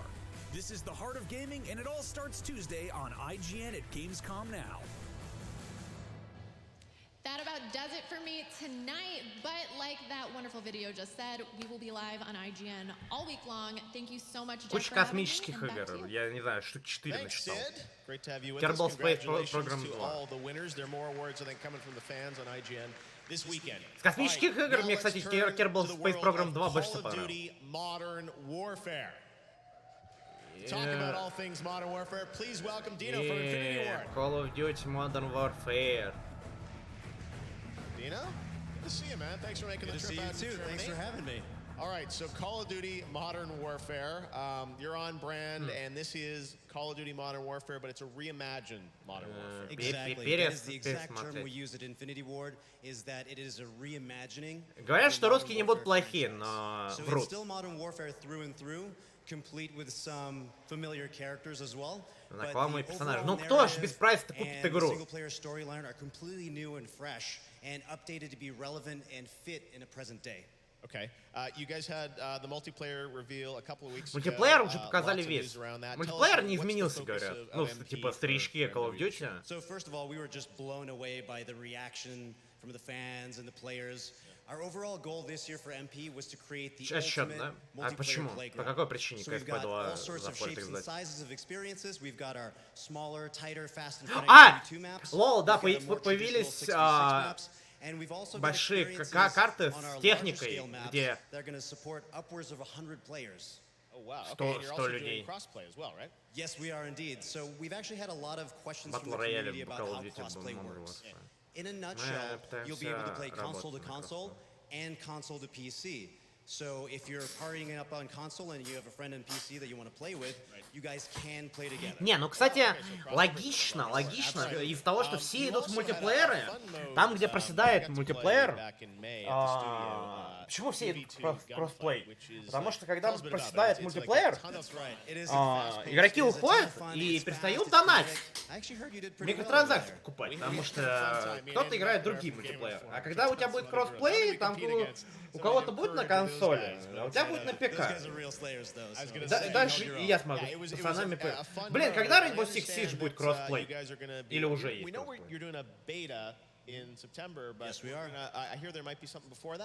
Absolutely. So first of all, if you're here and happen to be at the show, you will be able to play Modern Warfare. It's on the show floor. Check it out at the PlayStation booth. Okay. And so in preparation for our beta, where we get to be able to collect a lot of feedback from the fans as well as test crossplay, we're doing an early test, and we've partnered with PlayStation to have an open 2v2 alpha that's going to start this Friday, August 23rd.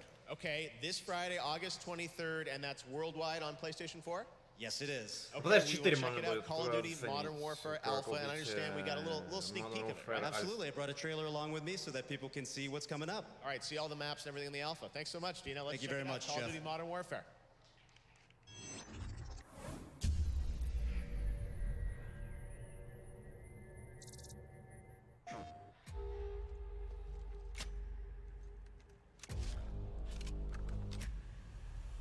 Хотя бы у пушка отдачи появилось 2 против 2. Да, новый режим, кстати. Типа ультра быстрый кат.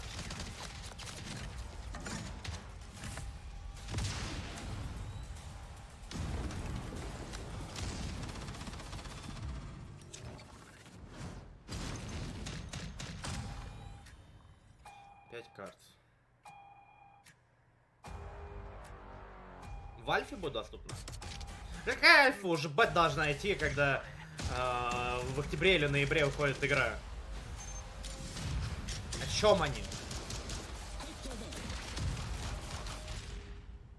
А, 2 против 2 альфа. Понятно. Play the alpha exclusively on PS4 for the players. Now, you know, I've spent a lot of time around game developers during the final hours of development on their games, and sometimes you just can't do anything but think about finishing your game, and you can't travel anywhere, you're focused in the studio. But now it's time to introduce a guest who is only weeks away from finishing his next title, but that didn't stop him from flying halfway around the world to be here at Gamescom with us tonight. I'm so honored that he's here. You may know who I'm talking about, but take a look at this.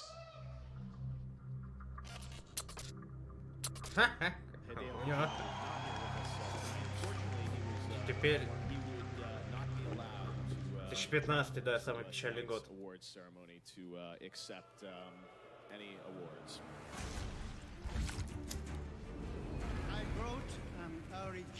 Это 2016, да.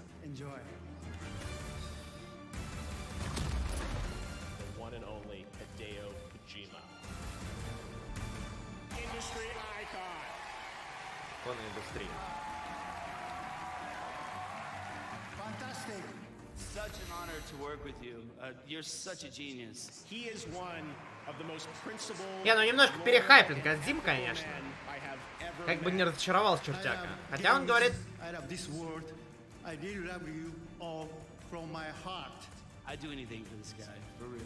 Oh yeah. Oh yeah. Он говорит, что будет что-то новое. Главное, чтобы массовый покупатель не разочаровался, потому что все-таки оно... Strand on your feet. He's here, the one and only Hideo Kojima. Kojima. Yeah, boy.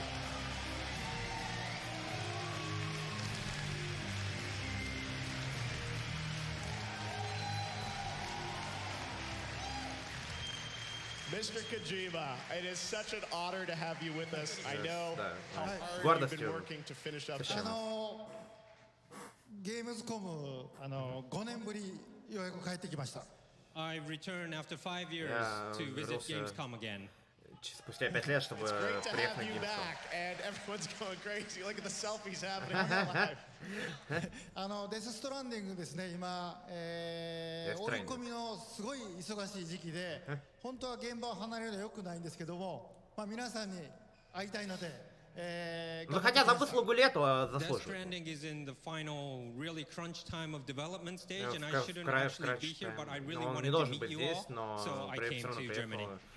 На Gamescom, чтобы, так сказать, он завершает игру, но выкроил время. Mr. Kojima, we know that you're, as you said, just about finishing up the game, and everyone's very curious. The whole world is curious what you can tell us about this game, and what you want to share tonight with all of us. So, what can you tell us about what you want to introduce?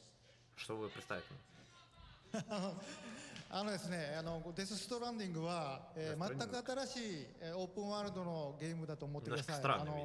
僕はその新しいものを作ってますけども、皆さん気に入っていただければと思います。Death Stranding is a totally new game. It's an open world game, and it's very, very new. And I hope that everyone will like it. 今日はですね、コミコンでハートマンのキャラ紹介をして評判が良かったので、キャラクターの紹介映像をちょっと見せたいと思います。So, since it was quite popular to show a new character at Comic-Con, today I would like to introduce more new characters today. まずどうぞ。Let's look at the first one. Okay, let's take a look at the first character from Mr. Kojima. Нам же всех интродюснули уже персонажей. Так. Мама, Маргарет Кукуали. Ага.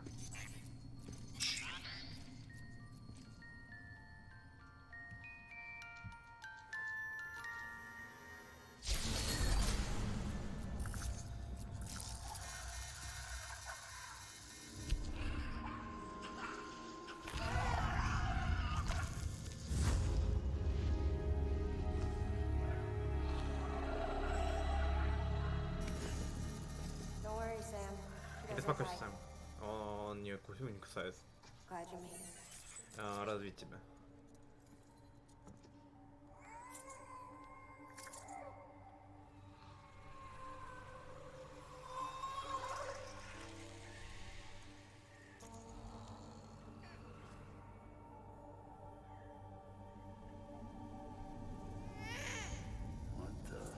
Что за...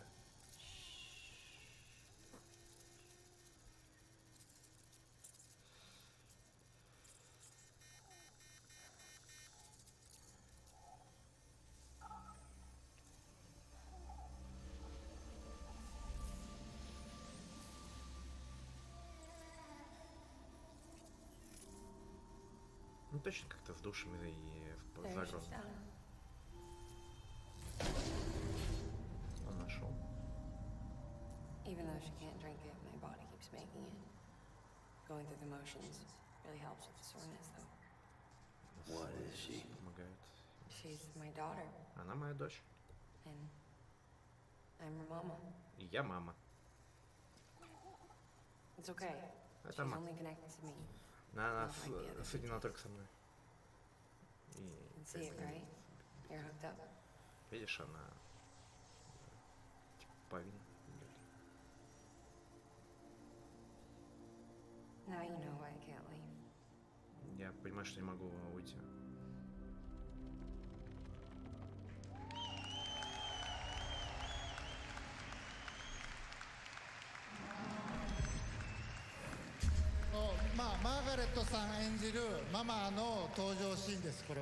That was kind of the introduction scene of Mama, played by Miss Margaret Qualley.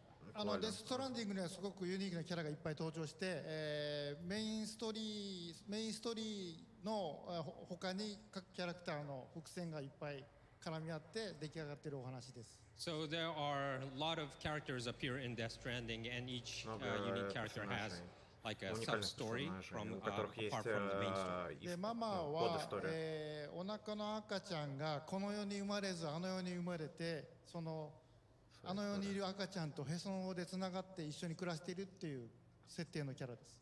So Mama's setting is that her baby was born unfortunately on the other side and not in her world. So, however, they are still connected by the umbilical cord, so that's why she can't. That's how they kind of exist. 自分の、死んだ赤ちゃんと死の世界でつながってそこから動けないっていうちょっとかわいそうな悲しいキャラクターです。So she has a sad background where she can't move because her baby is actually on the other side and she's on the real world and they're still connected. That's why she can't move from that location. はい、ではもうв другом мире она не может, поэтому двигаться, ну типа, в другое место, потому что как бы ребенок присоединен к ней, да. Она не может далеко уходить. Bridge baby. Dead man. Dead man, you there? Little help. Okay, Sam. Remove the pod and connect it to that incubator. Подсоедини тело к инкубатору.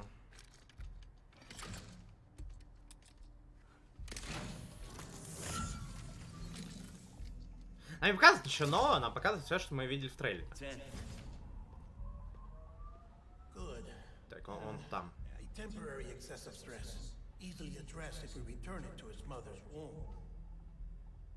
Ага, симулирует материнскую утробу. Located in the capital Knot City ICU. Brain dead, of course. You mean still mother? Correct.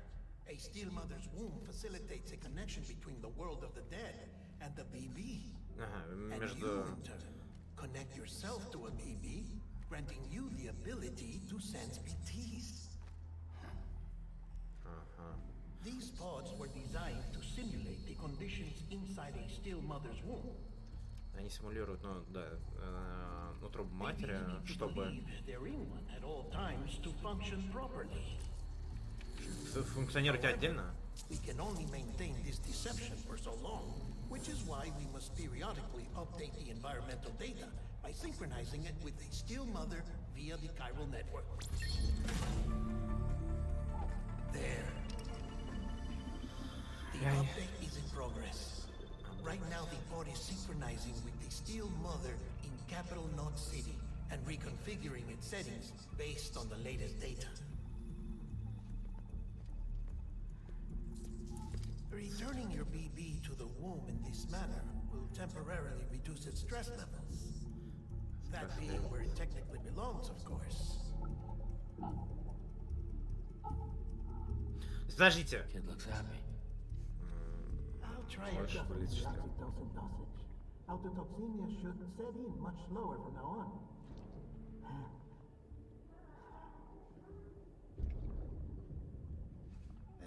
You should remember that BBs are just equipment. Просто части оборудования. Each one has been physically removed from its still mother's womb. A process that renders them unpredictable and prone to failure. No BB on record has remained in service for over a year. It may need to be retired before this expedition is over. And then? До того, как экспедиция There's no way to keep my BB alive. Что никак нельзя. You must understand. There is still a great deal we don't know about BBs. Мы все еще не понимаем, что с чем мы имеем дело. Recover more past data. Perhaps we'll find our answers. Найти ответы. Что они забирают детей у матерей, типа как-то синхронизируют их с ними, чтобы путешественники могли, собственно, защищаться от мертвецов. А он прям совсем Deadman. Он мертв. That was an introduction of Deadman, played by Guillermo del Toro, and also introduction of BB. 今までサムが胸に抱いて、BB ポットに入れて、連れて歩いてる、その赤ちゃんですけど、これが何なのかという皆さん分からなかったんですけど、大体この登場シーンを見たら分かると思います。Now you saw the video explaining what BB was about, and you saw that Sam always had this baby in his pod, and I'm wondering what it was about. So that gives a great explanation of it. Но это объясняет, что вообще, типа, зачем дети. Это видео вам объясняет, зачем дети, но все равно ничего не понятно при этом. Ну, практически. So it's again another kind of a sad story that Sam has with the BB, because the BB is connected to the world of the dead, and that allows the connection between BB and Sam, so that the Sam could see the BTs. Поэтому Сэм может видеть BTs. BB とサムの関係っていうのもストーリーの肝になります。So you will kind of have this journey with the baby together, and you will have attachment and more connection, and that will be the part of the gameplay. И это будет частью геймплея. Well, it's pretty amazing to see the level that you're thinking of the two worlds, everything coming together. It's amazing. Well, Mr. Kojima, I think everyone here is excited to see characters, but I don't know about you, but я хочу тоже трейлер. Или геймплей, да, геймплей, это Death Stranding, отлично. Геймплей лучше. Трейлеров хватит уже. Ну знаете, но геймплея не будет. Или будет. I'm kind of thinking of showing the gameplay at Tokyo Game Show. На Tokyo Game Show. Но...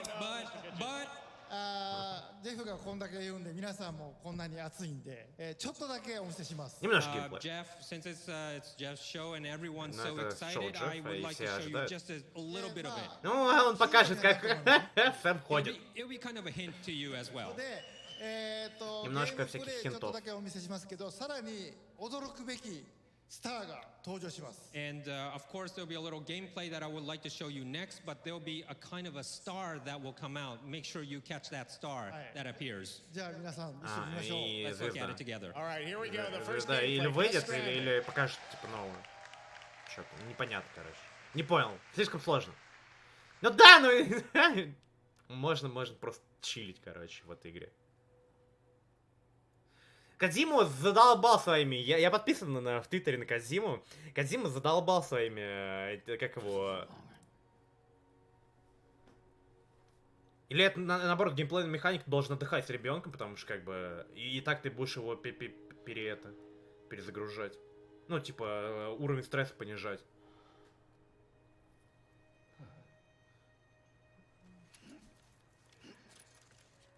Ну вот, и можно чилить в этой игре. Круто.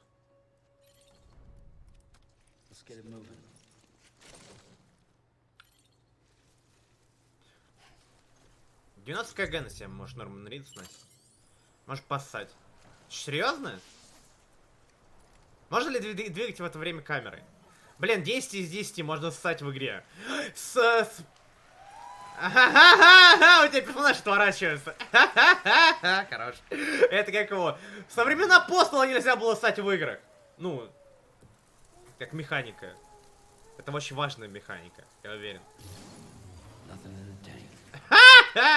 Фантомный гриб вырос. Мухомор.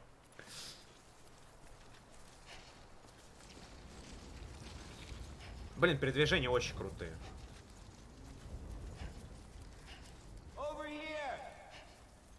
В этом Open World, видимо...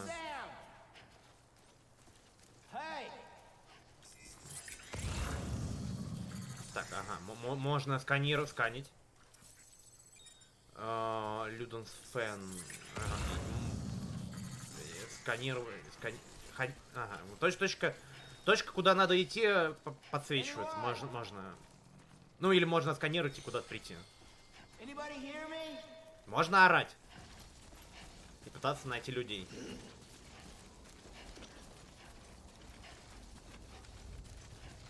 А камень может свалиться?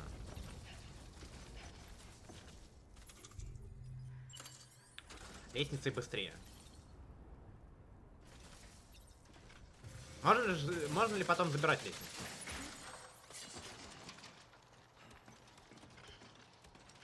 Лестница выдержит до 120 кг. Это важно. Оп. Какой-то аванпост. И чё, а что, лестница не забирается или она автоматически поднимается после использования? From Sapiens.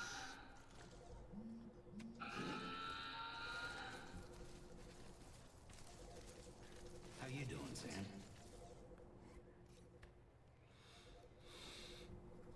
Я все еще иду. С Люданом. Так, вышки. Подожди. Ой, сколько всего. ХП есть. Так. Доставлен. Груз доставлен.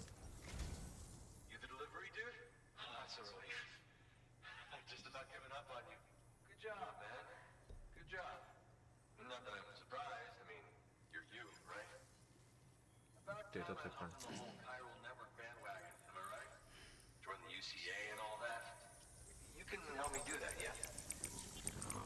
Ага.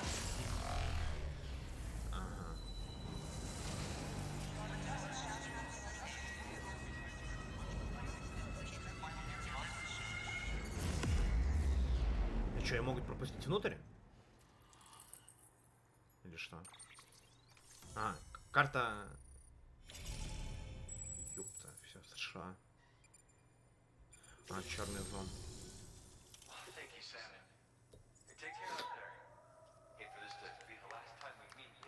Кто мог подумать, что вышки станут настолько популярными?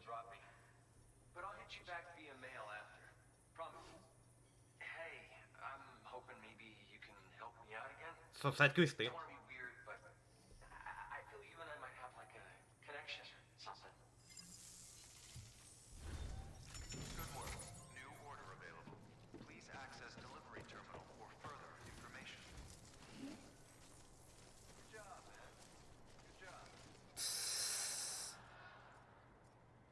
Thank you. Kindly. Come back soon. Weapons restrictions lifted.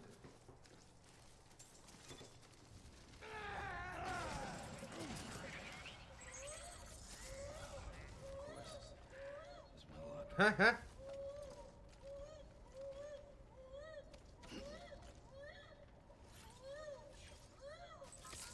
Можно по...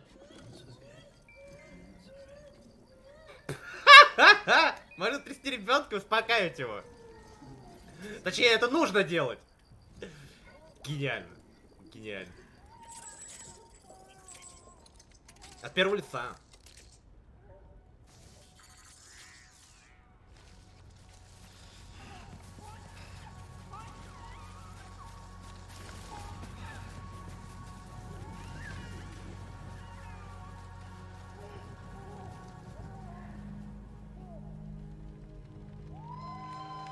Хотя бы что-то показали.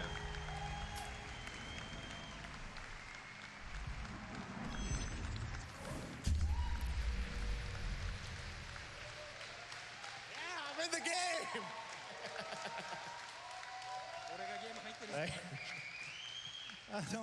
ジェフにカメオで出ていただきました。声は違いますけどね。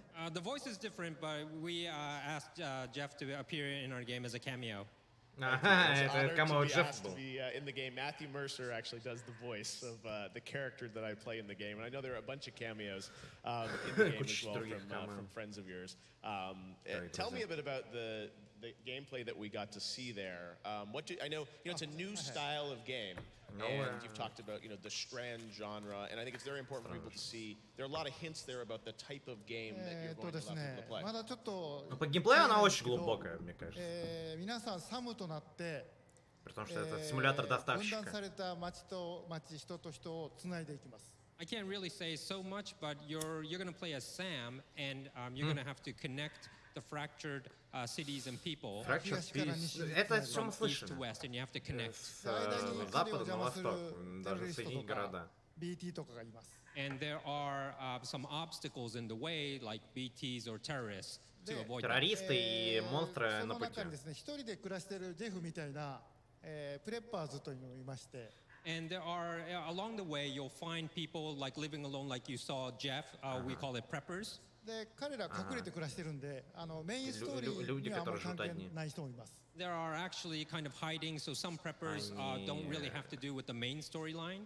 なんで、彼らを探して彼らと仲良くなればいいことが起こると。その一つの例が先ほどのビデオですね。So you might want to find these preppers along the way, and if you kind of get connected with them, you might have some good things that they provide you. で、世界をつないでいくんですけども、そのうちに世界中の皆さんがつながっているという。仕組みのゲームです。その中身はまだ言えませんけど。So I can't really reveal too much, but when you start to connect like this in the game with preppers and others, you will notice that you're kind of connected to the people worldwide. あと先ほどのデルトロ監督が出ているビデオで、BB が自家中毒になるっていうところありましたけど、BB にストレスをかけると泣くので、そこであやすときに、先ほどのビデオは、プレイステーション4の、モーションセンサーのコントローラーで。So in the video with Mr. Del Toro, he explained about the baby sometimes get self-poisoned. You saw in the gameplay as well when you kind of felt the baby is stressed. So what you do is you use the PlayStation 4's motion controller, sensitive controller, and you kind of like укачивать ребенка. But if you shake too fast, the baby will get angry. So make sure you kind of handle with care. あとですね、おしっこをしてましたけど。About the urine part, I have to say. 夜の深い時間なんでいいと思いますけど。It's late enough to kind of discuss about that, right?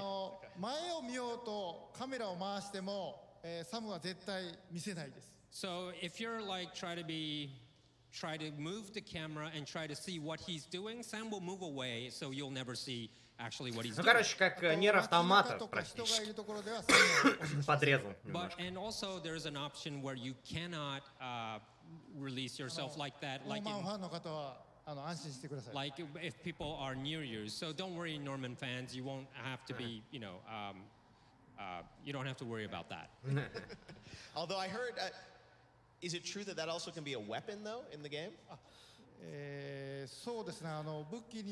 Если оружие в игре. Ну, я видел в трейлере. Но yes, it could be used as a weapon, but also it could kind of можно ли драться ребенком? It will be a kind of one of the key, and you'll find out later. Блин, хочу. Первое, что я испытаю, это драться ребенком. You saw the mushroom growing, so if everyone kind of does it at the same spot, you will have something good later on. Онлайн работает так. Что-то увидите, если будете ссать в одном месте. Well, of course, that's not the main part of the game, okay? Это не самая важная часть игры. The main part is to connect the world together. Надо соединить мир. Well, I gotta say, it's so amazing to get a little insight into your mind between those clips and the gameplay. I think everyone's trying to piece together how this all fits together. But it's amazing stuff. Now, I know we have some photos when I got this. It was a couple of years ago when you scanned me. You wouldn't even tell me what we were doing, but you're like, come down to San Diego. Sit here, they put dots on my face. They did the full scan. I was there the same day that Nicholas Winden-Refn did his scan as well.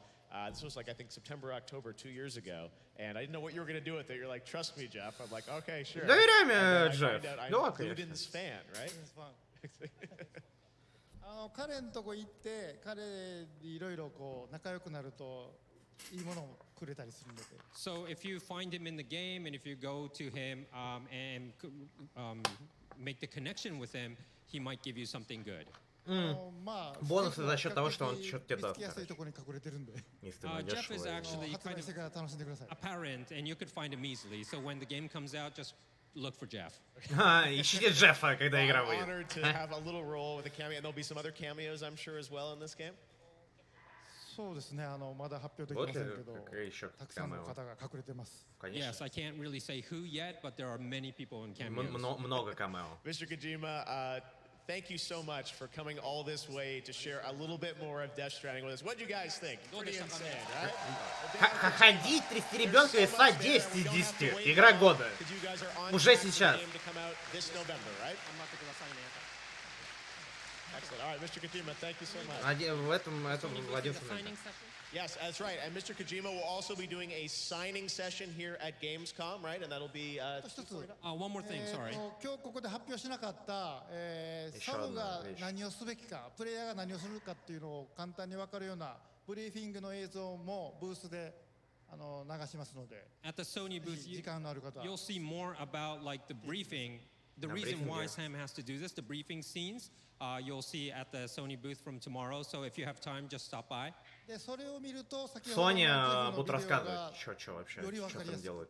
And if you see that, you'll understand what you saw today with trying to find Jeff and things like that. So it will be, you'll get to be revealed more, and you'll be understanding what we saw today.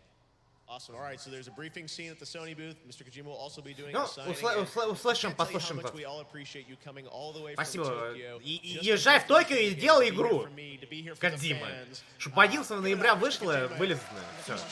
Пошел делать игру. Thank you so much, my friend. It's always such a pleasure. Aki, thank you so much. Hideo Kojima. All right, guys. А то приехал тут, значит, показывать, как главный герой сыт. Should we do this every year? All right, well, Что, будем каждый год делать так? It's been great to be here in Europe. I want to thank all the developers. I want to thank Game and Cole Messi for giving us the opportunity to do this. I want to thank a lot of my team that came all the way over from Los Angeles to produce this with me. Продюсер, команда, все из Лос-Анджелеса приехали в The Game Awards will be back for our 5th anniversary live in Los Angeles. Пятый год уже. Game Awards so stay tuned for that. But enjoy Gamescom, guys. Thank you so much. Наслаждайтесь Gamescom. Спасибо всем, что пришли. Спасибо Gamescom. И увидимся на Game Awards.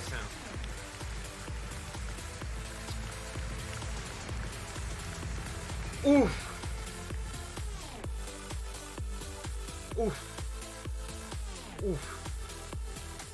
Я думаю, что на этом все на сегодня. Gamescom мы отбатрачили 4-5 часов, короче.